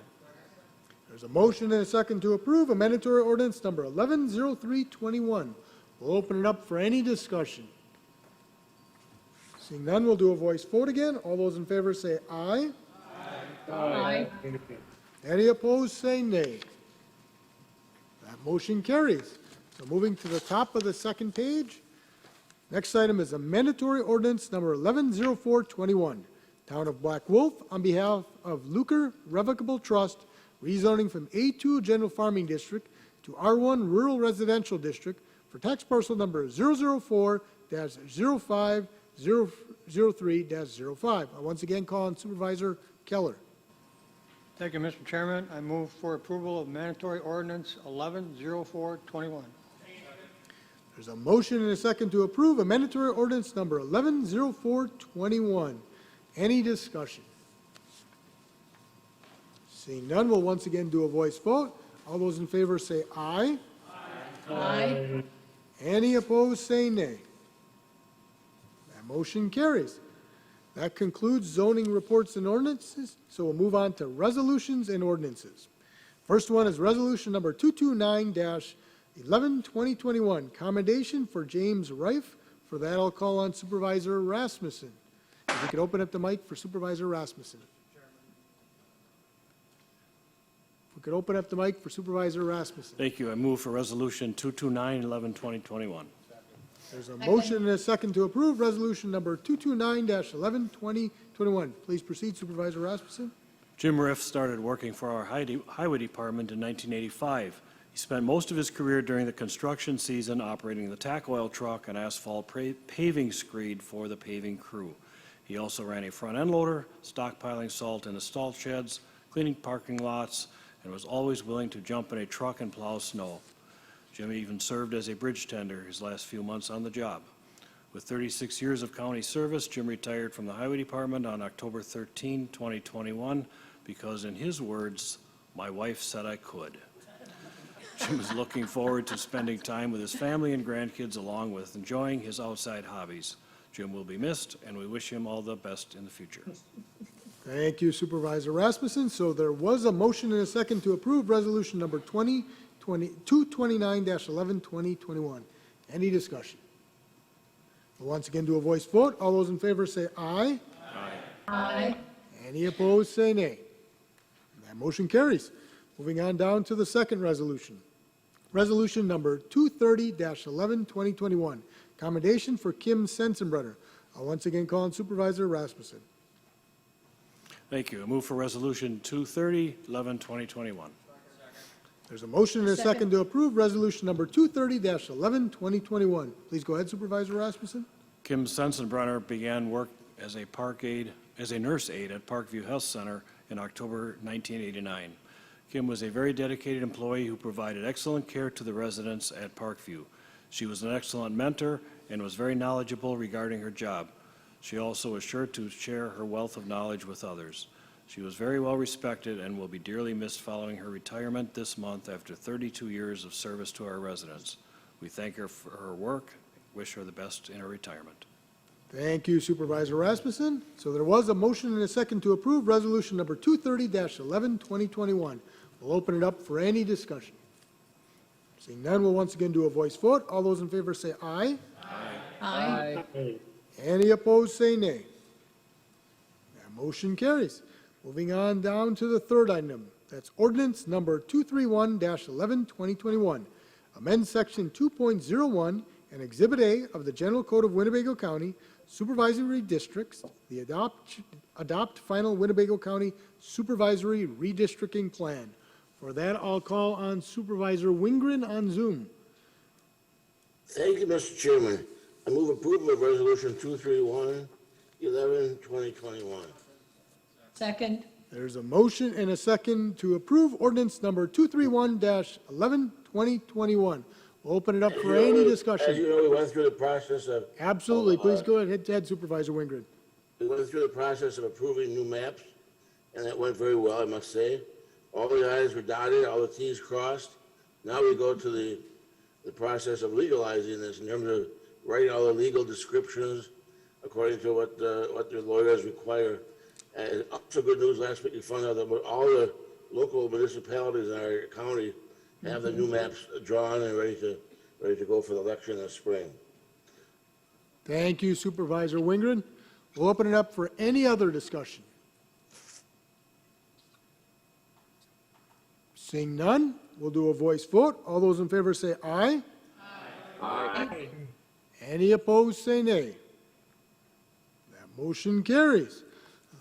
Quick discussion, but thank you. I want to thank Director Bougie and all the planning and zoning staff. Certainly a lot of work behind the scenes that got us to this point, so much appreciate all your efforts.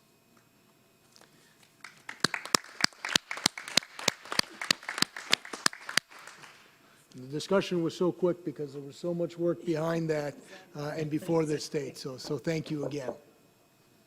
Very good. So we'll move on to the next item. That's Resolution Number 232-11, 2021. Authorize a 3-year contract between Winnebago County and Advanced Correctional Healthcare Incorporated agreement. For that, I'll call on Supervisor Rasmussen. If we could open up the mic for Supervisor Rasmussen. Thank you, Mr. Chairman. I move for Resolution 232-11, 2021. There's a motion and a second to approve Resolution Number 232-11, 2021. We'll open it up for any discussion. I'll first call on Supervisor Powers. Please go ahead, Supervisor Powers. Thank you, Mr. Chairman. I just wasn't quite sure, is this health care for inmates or health care for personnel? I'll call on Sheriff Motz in the back. Please go ahead, Sheriff. This is health care for the inmates. Okay. Very good. Thank you, Supervisor Powers. Any other discussion? Seeing none, we'll do a voice vote. All those in favor say aye. Aye. Any opposed, say nay. That motion carries. Very good. Thank you, Sheriff Motz. Next, we'll move to the final item on the second page. So that's Resolution Number 233-11, 2021. Authorize the transfer of an additional $600,000 from Parkview Health Center's unrestricted fund balance to the Parkview Health Center's capital project for a garage, storage, and training facility, and approve applying for and accepting the healthcare infrastructure capital grant to help fund this undertaking. For that, I'll call on Supervisor Rasmussen. If we could please open up the mic for Supervisor Rasmussen. Thank you, Mr. Chairman. I move for Resolution Number 233-11, 2021. There's a motion and a second to approve Resolution Number 233-11, 2021. We'll open it up for any discussion. I see a couple call-ins, so first I will call on Supervisor Gabbard, followed by Supervisor Defferning. Please go ahead, Supervisor Gabbard. Thank you, Chairman Ramos.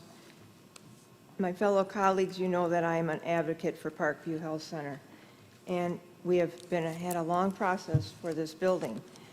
Tonight, I am just going to give my complaints about how this went down. We always talk about procedure, communication, and there's processes. And the way this came down, our committee did not know this was coming this way. We got to a meeting last week, and we were told by the director that this was passed by PNF the week that we had budget hearings.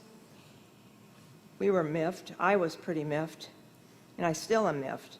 We have a procedure. Our committee felt, at least I did, that we were bypassed. We could have had a meeting.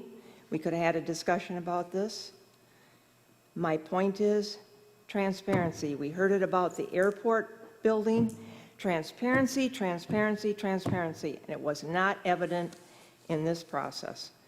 Also, the budget that has been put forth on this has been overrun.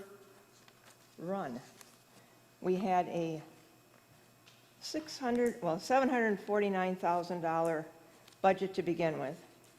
My thought is we need to be sharper on our budgets. We need to stop coming before this board and either transferring money out of the general funds or out of Parkview's funds. Parkview seems to be supporting our budget at times to the tune of $3.2 million. We do have the money, but it is taxpayer money, whether you take it from the general funds or whether you take it from Parkview. This building is necessary for us to train our CNAs in a separate facility. We didn't maybe need all the fluff that is in this building, but at this point, it's too late to go back. We've been struggling with this since 2017. Not quite sure why it was headed toward the 6-year earmark like the airport was, but it has spent 4 years in the process.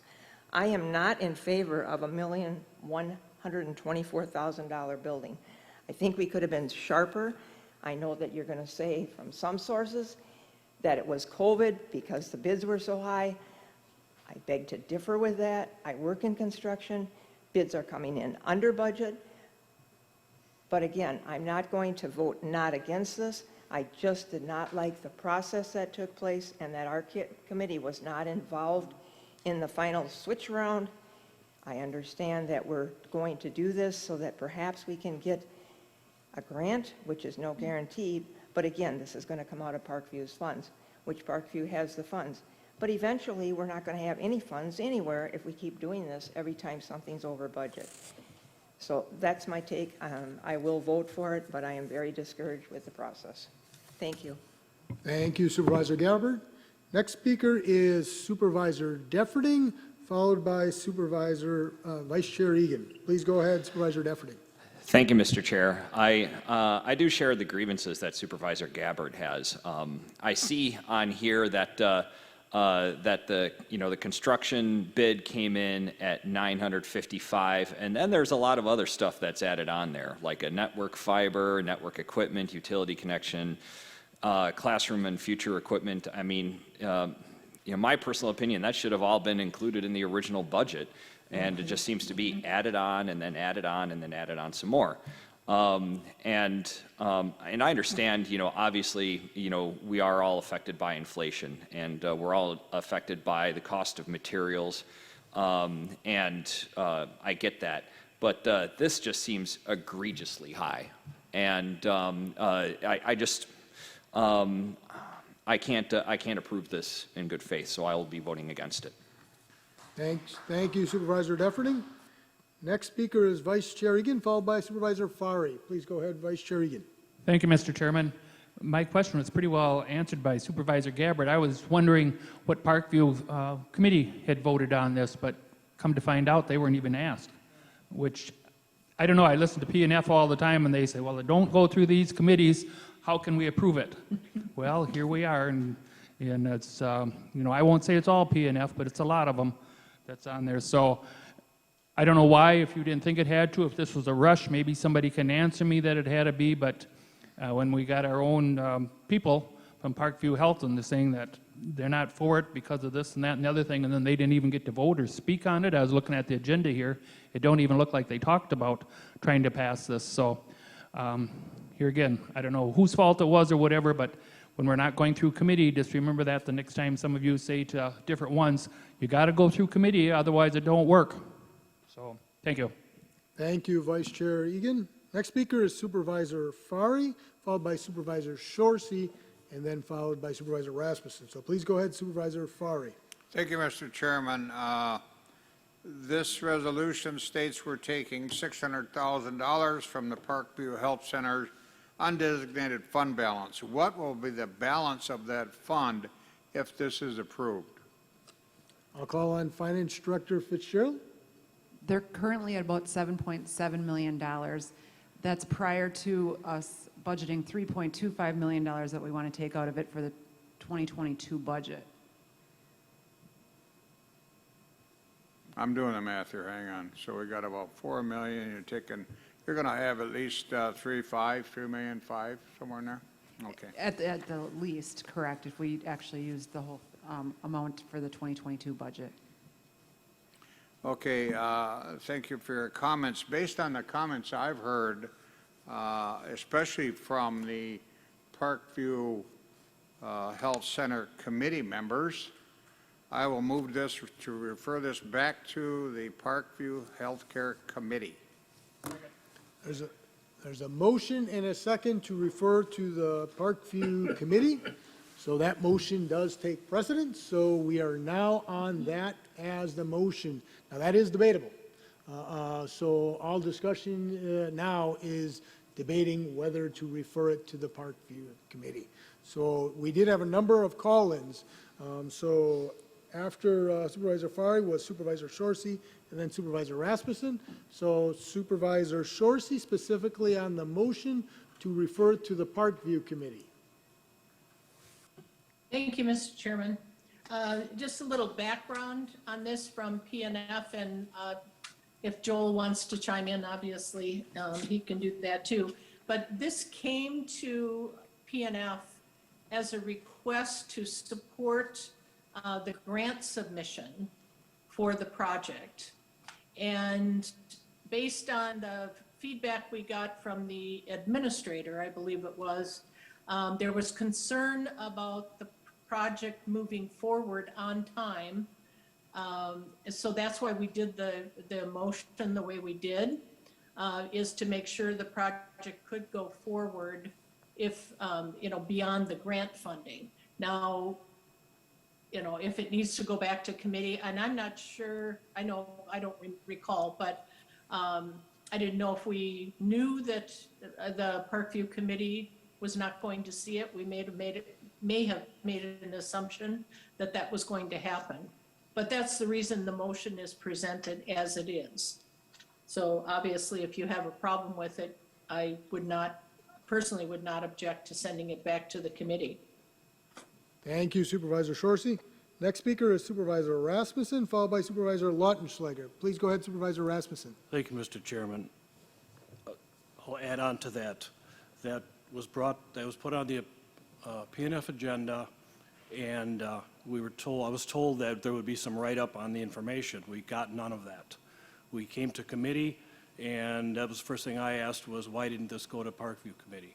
And they said that they hadn't met, and it had to get on this agenda because the bids, I believe, were ended in December 1st. I also was led to believe that the override, I guess, in the number was 600,000. That's where the 600,000 came from. Now I see on the information that we got it was 441,000. So yes, this is very troubling the way it came through, and I defend our committee on this. We were told we had to approve this so that these bids didn't run out. That's the reason we did that.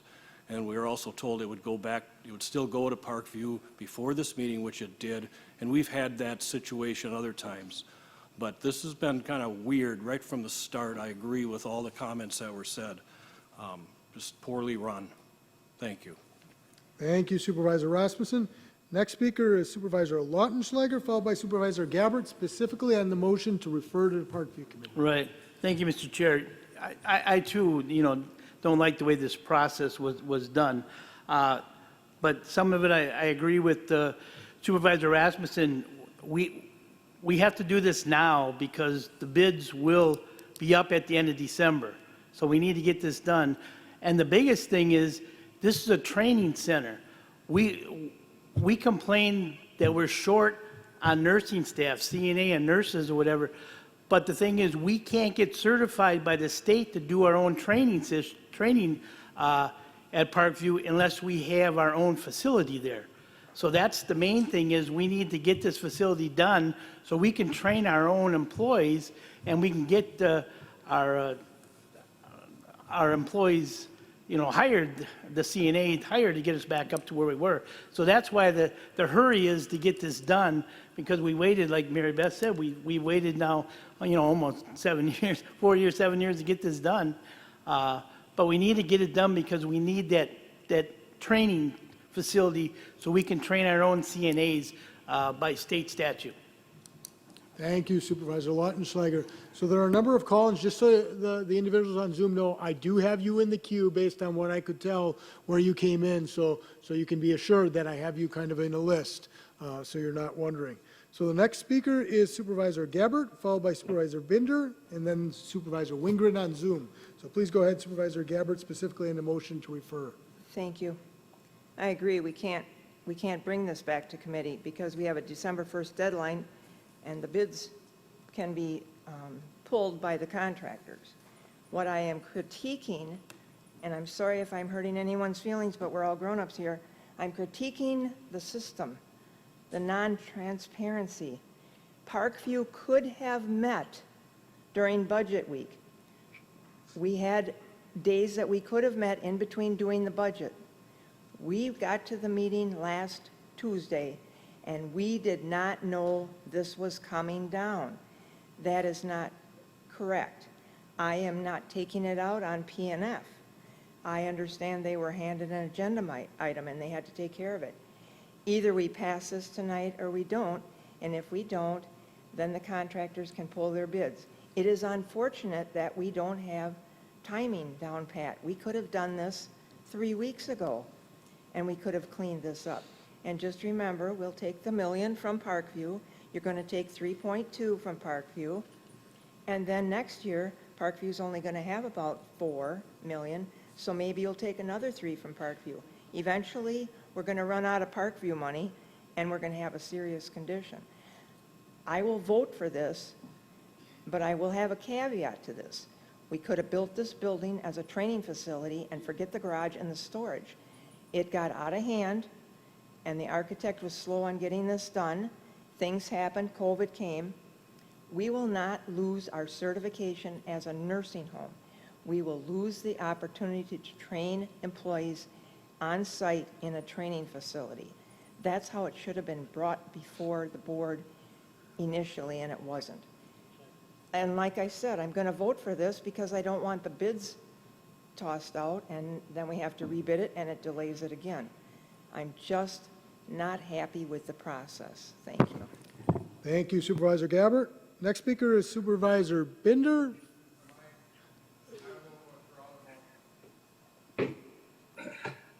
Okay, is the second okay with that? Yes. Okay, well then the motion is withdrawn. Very good.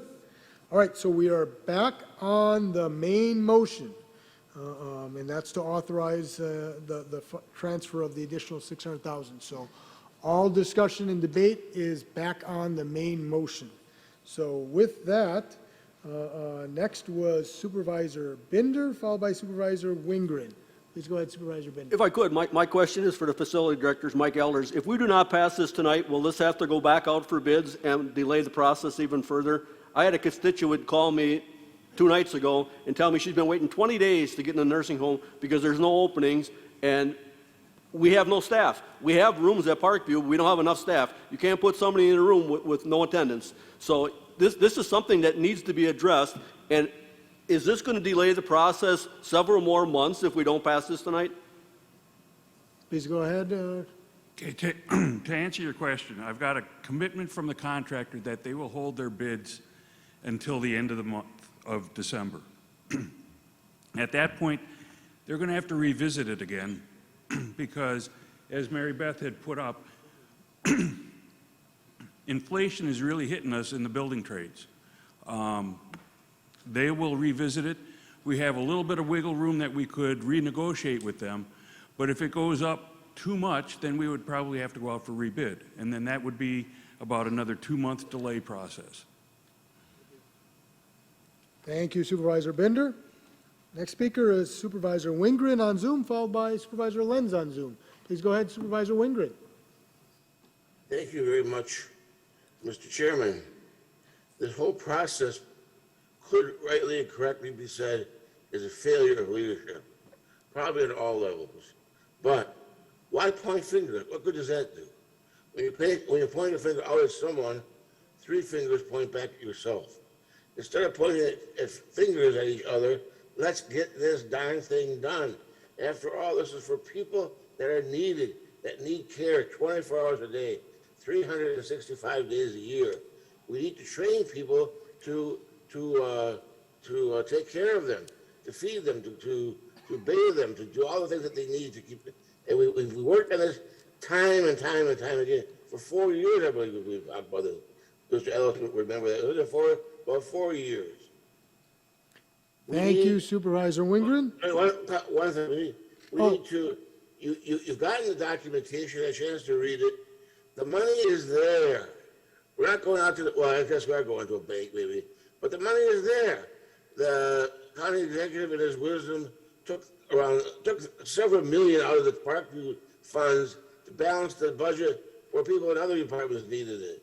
That's been done not just by him, but the previous executive. Year after year, we keep taking the money. Now when Parkview needs it in a pinch, you're saying, no, we can't balance the budget on the back of people that are in need. And that's just wrong. That goes against everything I believe about government, especially county government.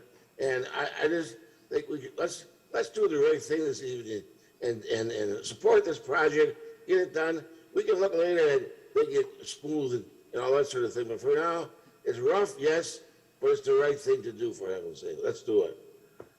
Thank you, Supervisor Wingren. Next, we're going to go to Supervisor Lenz on Zoom, and then Executive Damel has some information related to some of the questions. So first, I'll go to Supervisor Lenz and then Executive Damel. Please go ahead, Supervisor Lenz. Thank you, Chairman. Mine pertain to the amendments. I withdrew my request to speak. Thanks. Very good. Thank you, Supervisor Lenz. Please go ahead, Executive Damel. And then after that, it'll be Supervisor Ellis will be next. Yeah, this was tough. When this came forward, I felt like we as a board had already made the policy decision that we wanted to build this.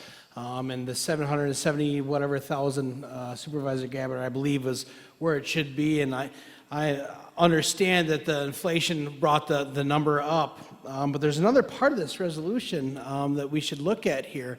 And that is the state had their healthcare infrastructure grant through their Arpa money. So this is us actually trying to write that $600,000 from the state to get their Arpa monies to come in. We'll bring the project back under the $700 and some thousand that we originally went for. So this is us asking the state to maybe split the 1.2 million in half. If we can get 600,000 from their grant, 600,000 a little plus for us. But I think where the administrator, Kara, when she came to this, she said, as a backup plan, if we don't get the grant, this is really important. So there should have been $400 and some thousand was the additional ask that they needed to get this to come to place. I will take responsibility on the mix-up on this, 100%. I will own this, that it didn't go into Parkview, because I felt that they had already made the policy decision to build this. I will own this as me trying to bring forward a policy discussion for you to say, are we going to be able to apply for this grant, or are we going to spend some extra money because this is really important to get it done? That is a decision for you to make. And I'll leave it at that. Very good. So I got a few other call-ins, and then I'll come to you, Supervisor Cox, after that. So next is Supervisor Ellis, followed by Supervisor Fari, and Supervisor Joyce, and then we'll go to Supervisor Cox. So please go ahead, Supervisor Ellis. Thank you, Chairman. Just to let you know how the reserve gets going, Parkview, before the COVID came in, usually was right around 160 beds. We got 168 if we be full. This has not been filled for a long, long time. When COVID came in, we probably are running right around 130 residents there. And so reserves got built up over the years when we had this bed of at least 160 beds. This has not been close to 160 beds for 160 plus until for quite a while. After COVID come in, I think we was down to 120-something beds. You don't make a reserve unless you can fill your 168 beds. So you're not going to see this be climbing until we can get, and we're not going to get these residents back in here for a long, long time at 168 beds. So thinking you're going to pull from the Parkview, you're going to sooner or later, you're not going to be able to pull for the help the levy. It's not going to happen because we're going to have a reserve where you can get 3.2 million or 2.8 million over the years. So just think about it when you're doing budget. Thank you, Supervisor Ellis. Next will be Supervisor Fari, followed by Supervisor Joas, and then Supervisor Cox. So please go ahead, Supervisor Fari.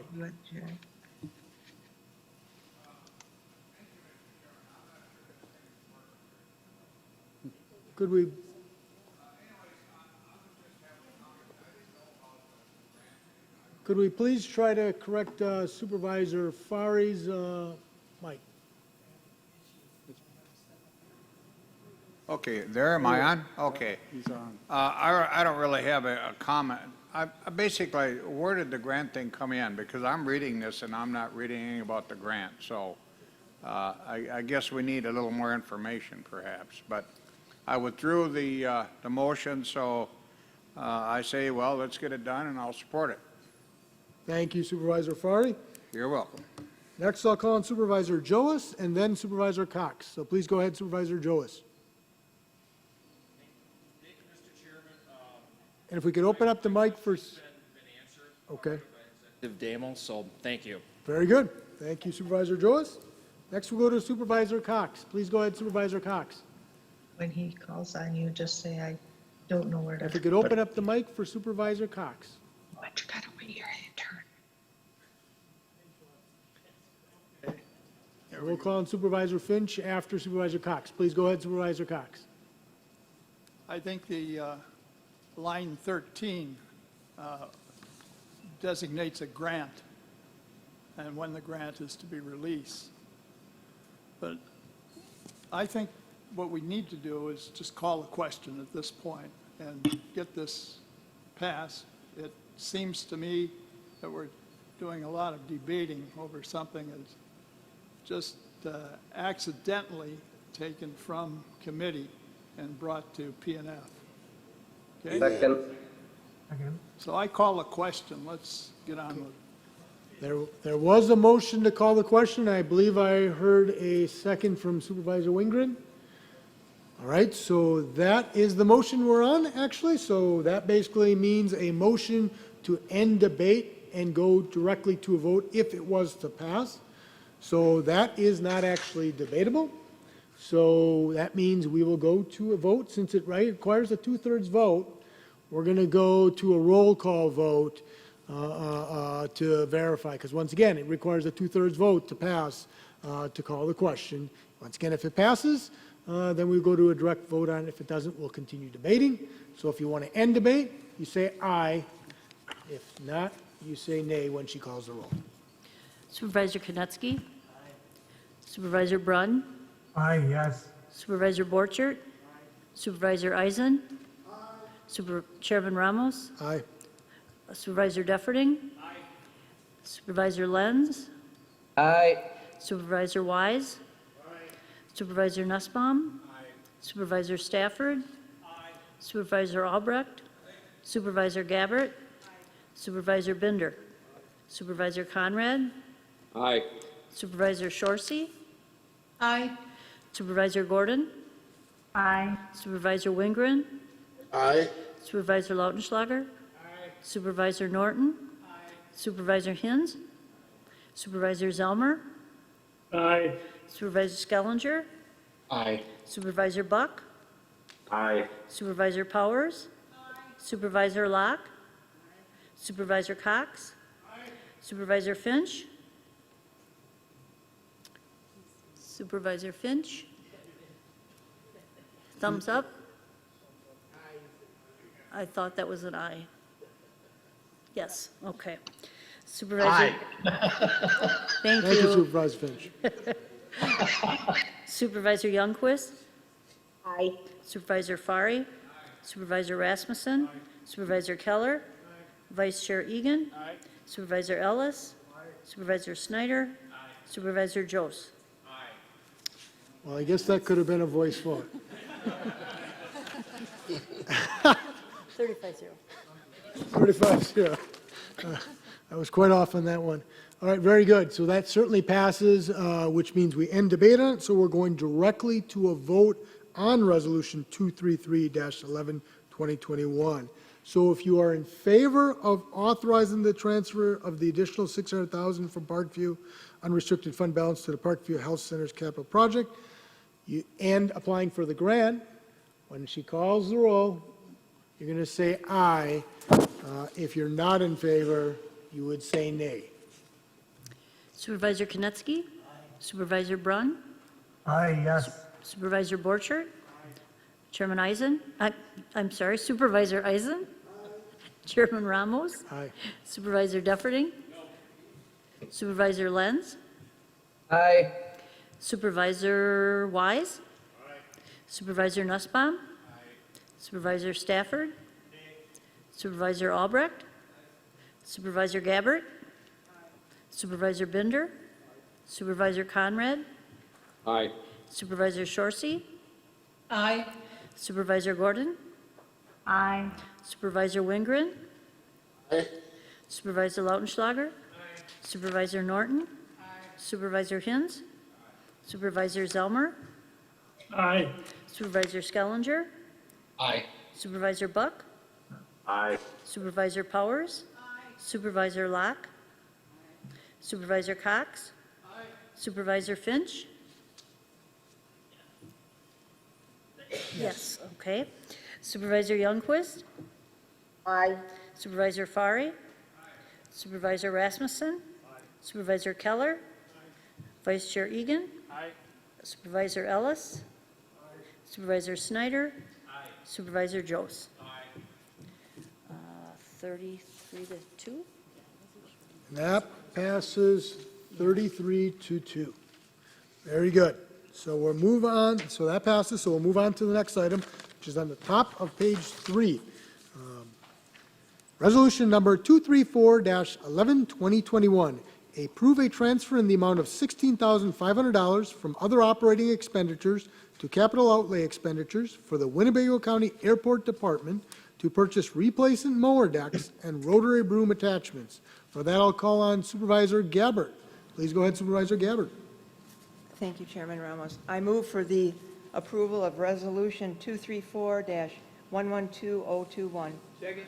There's a motion and a second to approve Resolution number 234-11, 2021. We'll open it up for any discussion.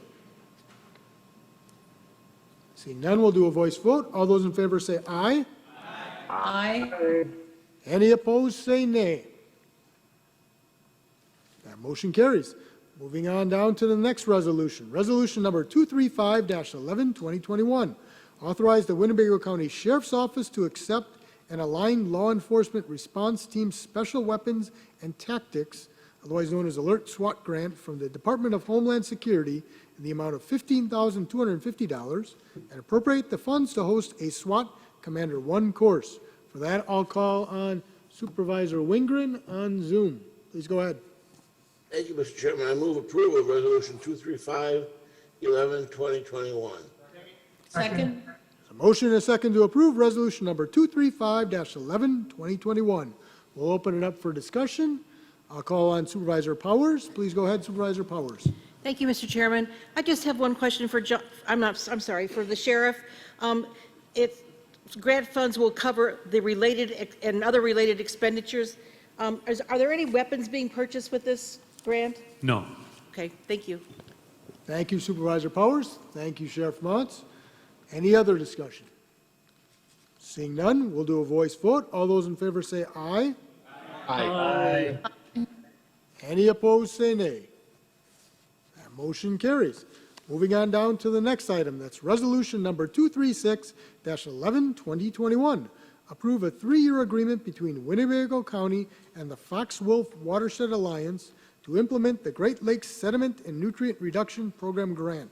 For that, I'll call on Supervisor Fari. If we could please open up the mic for Supervisor Fari. If we once again can open up the mic for Supervisor Fari. Thank you, Mr. Chairman. I move for approval of Resolution 236-11-2021. There's a motion and a second to approve Resolution number 236-11-2021. We'll open it up for any discussion. Seeing none, we'll once again do a voice vote. All those in favor say aye. Aye. Any opposed, say nay. That motion carries. Next item is Resolution number 237-11-2021 in support of legislative changes to Wisconsin Statute Chapter 980, supervised release. I'll go ahead and call on Vice Chair Egan. Thank you, Mr. Chairman. At this time, I'm going to pull this. Supervisor Eisen brought a very good thing to me, or called me, and on there it talks about being a youth center. And if you look at the state statutes, which he did, thank goodness for him, he looked at the state statutes, and there's not much different than what we had voted on. So corporate counsel Marianne Miller, she had been trying to get a hold of Brown County, which brought this resolution in to see what the difference is. Well, as you had heard, they'd been down at a big court case or whatever, and they were fighting that down there, so she didn't get a chance to get a hold of them, and she's been trying the last few days. So at this time, I'm going to pull it, and we'll probably bring it back in after we hear what Brown County has. Unless Mrs. Miller has anything to say. No, you covered it. So thank you. Thank you, Vice Chair Egan. So that resolution is pulled, and thank you, Supervisor Eisen, for providing that information and questioning. So we'll move on to the next item. That's Resolution number 238-11-2021. Approve a transfer in the amount of $153,733 from the Winnebago County Contingency Reserve Account to the Winnebago County Parks Department Sunnyview Exposition Center Improvement Capital Project for the additional work for Lot Number 4, General Site Construction and Electrical Services. For that, I will call on Supervisor Konetsky. And if we could please open up the mic for Supervisor Konetsky. Thank you, Mr. Chairman. I ask for the approval of Resolution 238-11-2021. There's a motion and a second to approve Resolution number 238-11-2021. We'll open it up for any discussion. Seeing none, we'll do a voice vote. All those in favor say aye. Aye. Aye. Any opposed, say nay. That motion carries. Moving on down to the last resolution on page number 4. Oh, number 3, actually. Resolution number 239-11-2021. Support the state of Wisconsin's efforts to provide funding opportunities for the navigational buoys located within the Winnebago system. For that, I'll once again call on Supervisor Konetsky. If we could please open up the mic for Supervisor Konetsky. Thank you, Mr. Chairman. I ask for the approval of Resolution 239-11-2021. There's a motion and a second to approve Resolution number 239-11-2021. We'll open it up for discussion. I see one calling. I'll call on Supervisor Powers. Please go ahead, Supervisor Powers. Thank you, Mr. Chairman. I just have one question. We seem to bring up buoys a lot. Do they not last very long, or do they need to add extras because water changes? I don't know. Why do we keep bringing up buoys so often? Very good. We have a couple calling. Supervisor Bender, I think it's going to provide you some information. So please go ahead, Supervisor Bender. Actually, the cost of the buoys is for putting them in and taking them out. And we use the boat launch fee to do that. And there's not enough money in that boat launch fee to maintain the boat launches unless the state or we find alternate funding for these buoys. As you can see, it costs basically almost $70,000 a year to put these in and take them out. And there's no revenue created by the buoys other than making safe waterways. So hopefully the state will find it.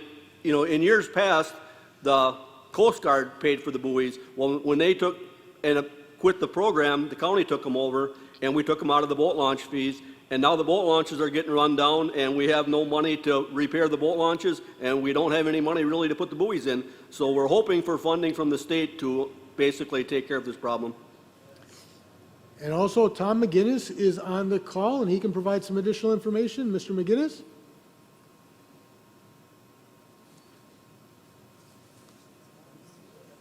And if you can go ahead and unmute your mic, Mr. McGinnis. Thank you. And I agree, Steve Binder hit it right on the button. It's mainly a maintenance item and the putting them and taking them out. The buoys themselves will last a considerable amount of time. I mean, most of our buoys are still the original buoys that could be nearly 20 years old, and they're maintainable because they're fairly durable and they're replaceable parts. So this is just to get the state to get in, to chip in, to be able to help us out with this project versus putting the whole burden on the boaters themselves.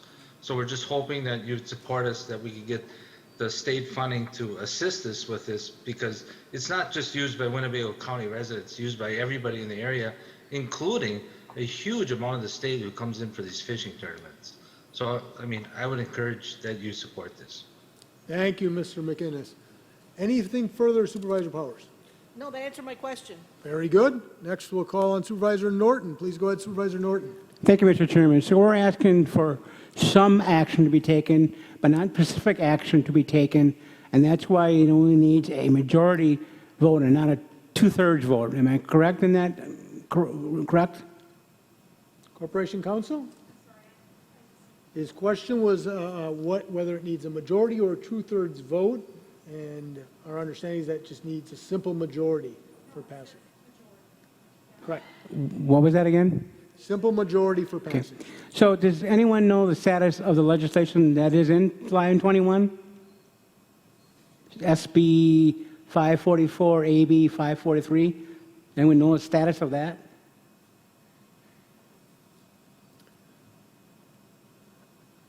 I don't think anyone has any additional information for you, Supervisor Norton. Very good.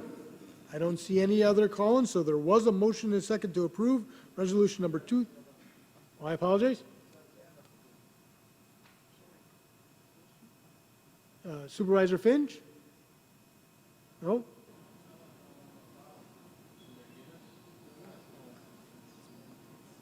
All right, very good. All right, so there was a motion and a second to approve resolution number 239-11, 2021. We'll do a voice vote. All those in favor say aye. Aye. Any opposed say nay. That motion carries. We're moving on to the fourth page at the top of it. Two more resolutions this evening. Resolution number 240-11, 2021. Approve a transfer in the amount of $39,000 from temporary labor account to other operating expenditures to create a master plan and hydraulics analysis for the Walkout Dam. For that, I'll call on Supervisor Konecki. Please go ahead, Supervisor Konecki, and if we could open up Supervisor Konecki's mic. Thank you, Mr. Chairman. I ask for the approval of Resolution 240-11, 2021. There's a motion and a second to approve resolution number 240-11, 2021. We'll open it up for any discussion. I'll call on Supervisor Lautenschlager. Please go ahead, Supervisor Lautenschlager. Oh, I didn't know I hit my back. I think this, maybe Tom McGinnis wants to explain a little bit what this is all about. Mr. McInnes, any further information you want to add in regards to this one? And if you could go ahead and unmute your mic. Okay, thank you. Yeah, this is what this is doing is we had quite a bit of seasonals, and I believe we had close to 11 seasonals on our budget, and we were only able to hire like 5. So this left an excess of money in that seasonal account. And then during the season also, because of the rains, we had significant damage, and this has been going on for a few years, and we've been trying to address it, but significant damage at the Walkout Dam. And it's to the point now, if we don't do something about it, we're going to lose the dam, and that's going to do significant damage upstream in the Uline wildlife production area and Rush Lake. So what we're looking for is, because there's a grant window opening in February of next year, we need to get this fast-tracked.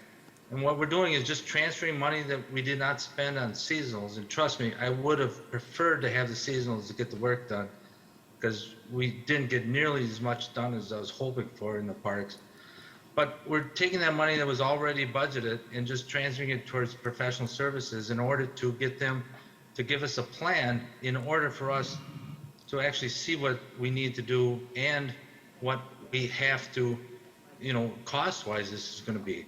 And in the big grand, in the meantime, this whole Arpa funds comes in. This is a waterway that if we can even get half of this funded by that would be a great way to protect that. And, the Uline Wildlife Fund upstream, wildlife area, production area upstream is over 3,000 acres of, land. And the Rush Lake, which was recently reconditioned quite a bit. So we're looking to transfer this money so we can get this professional funding and opinion on this, because we have ideas, but we have no clue how to navigate this because it's in a floodplain. So we're just asking that you guys transfer the money that's already budgeted. It doesn't cost us any more outside of our budget. So we're hoping that you agree with us. It's unusual that we're using seasonal funds, but it's also unusual that we didn't have the seasonals. So, and one other thing that doesn't pertain to this, but I just figured all the board members are on here, is today the Asylum Point Bridge was delivered and installed. So that's been a 5-year project with all the funds, and I thank you very much. Thank you, Mr. McInnes. So we have a few other call-ins here. I do see a couple on Zoom as well. So first I'll call on Supervisor Ellis, followed by Supervisor Binder. Please go ahead, Supervisor Ellis. I didn't have nothing on that. Very good. Next I'll call on Supervisor Binder, followed by Vice Chair Egan. Please go ahead, Supervisor Binder. I believe all these funds will actually be reimbursed through the ARPA funds. I mean, under the Clean Water Act, when this washes over, it literally takes over the whole area. There's a riverbed there that basically the water needs to be diverted to. And we put like 6 to 8 inch breaker run in there, and that water comes through there so fast, it actually washes that rock down the stream. And when the carp run through there, you could almost walk on the carp, and they want to prevent them from getting downstream. So this is a project that needs to basically be studied so we know how to fix it. It can't continue to happen year after year. I mean, the highway department came in there and put a swale in there trying to get the water to divert to the creek bed or to the river bed. I mean, we could maybe put culverts in there, but we need somebody that's got the expertise to actually design a plan on how to fix this. It's beyond the level of what the Parks Department can do. Thank you, Supervisor Binder. Next speaker is Vice Chair Egan, followed by Supervisor Brunn. Please go ahead, Vice Chair Egan. Thank you, Mr. Chairman. Hopefully you'll all support this. It's a beautiful area down in there. Right now it's not so much when all this washout and that is. You got to be careful you don't trip or fall or something like that, but it's really nice. They have a nice bike path up above that a lot of them go on, and so it's really a nice nature area. But another big thing that's down there is water. That's for the city of Armo, town of Armo, and town of Rushford. They put in pumps down there so they can pump water out of there when they need it, because there is no like hydrants or whatever in that area. So this is also cover all of that. They're not to say that they're going to replace that, but this is all within this area. So hopefully it should be something that's highly supported. Thank you. Thank you, Vice Chair Egan. Next speaker is Supervisor Brunn on Zoom. Please go ahead, Supervisor Brunn. And if you can go ahead and open your mic, Supervisor Brunn. Thank you, Mr. Chairman. I guess I'm just curious about who actually controls this dam. There's private dams, Corps of Engineers, DNR, and as Supervisor Binder said, we don't have the expertise really to do this. So I'm just wondering who's ultimately responsible for the waterway there. Is it the county or someone else? Mr. McInnes, perhaps you can answer his question. Well, as of for the actual, I mean, it is our property. It was given to us by the DNR. The DNR sort of guides us on it, but the Amaro Rushford Fire Department controls the water levels. And currently because of all the damage, we pulled as many of the stop logs out as we could to actually control the water level. But that was done by the Amaro Rushford Fire Department. But we are the owners of the dam and the property. I would have to say that who is actually the regulator of it, the DNR gives us guidance on that. Thank you, Mr. McInnes, and thank you, Supervisor Brun. So I see no other call-ins, so just so we're on the same page, we're on resolution number 240-11-2021, approve a transfer in the amount of $39,000 from temporary labor account to other operating expenditures to create a master plan and hydraulics analysis for the Wakaw Dam. So there was a motion and a second. We'll do a voice vote on this. All those in favor say aye. Aye. Any opposed, say nay. That motion carries. Moving on down to the final resolution this evening. That's resolution number 241-11-2021. Authorize the Winnebago County Parks Department to accept a donation in the amount of $1,200 to pay for materials to install drain tile in the Community Parks Soccer Complex. For that, I will call on Supervisor Konetsky. If we could open up the mic for Supervisor Konetsky, please. Thank you, Mr. Chairman. I ask for approval of Resolution 241-11-2021. Second. There's a motion and a second to approve resolution number 241-11-2021. We'll open it up for any discussion. Seeing none, we'll do a voice vote. All those in favor say aye. Aye. Any opposed, say nay. That motion carries. So that concludes our business for this evening. So before I go to Supervisor Albrecht for a motion to adjourn, I want to again thank Lighthouse Productions this evening, Oshkosh Media, IT as well, and the Sheriff's Department for being here as well, Parks, Facilities, and certainly County Clerk's Office for all their assistance as well with this meeting. So with that, I will entertain a motion to adjourn to December 21st with the understanding that we may reach out to you all about potentially December 14th. We'll try to get that answer shortly. But otherwise, a motion to adjourn to December 21st from Supervisor Albrecht. There's a motion and a second to adjourn until December 21st. All those in favor say aye. Aye. Any opposed say nay. We are adjourned. Thank you, everyone, and have a wonderful Thanksgiving.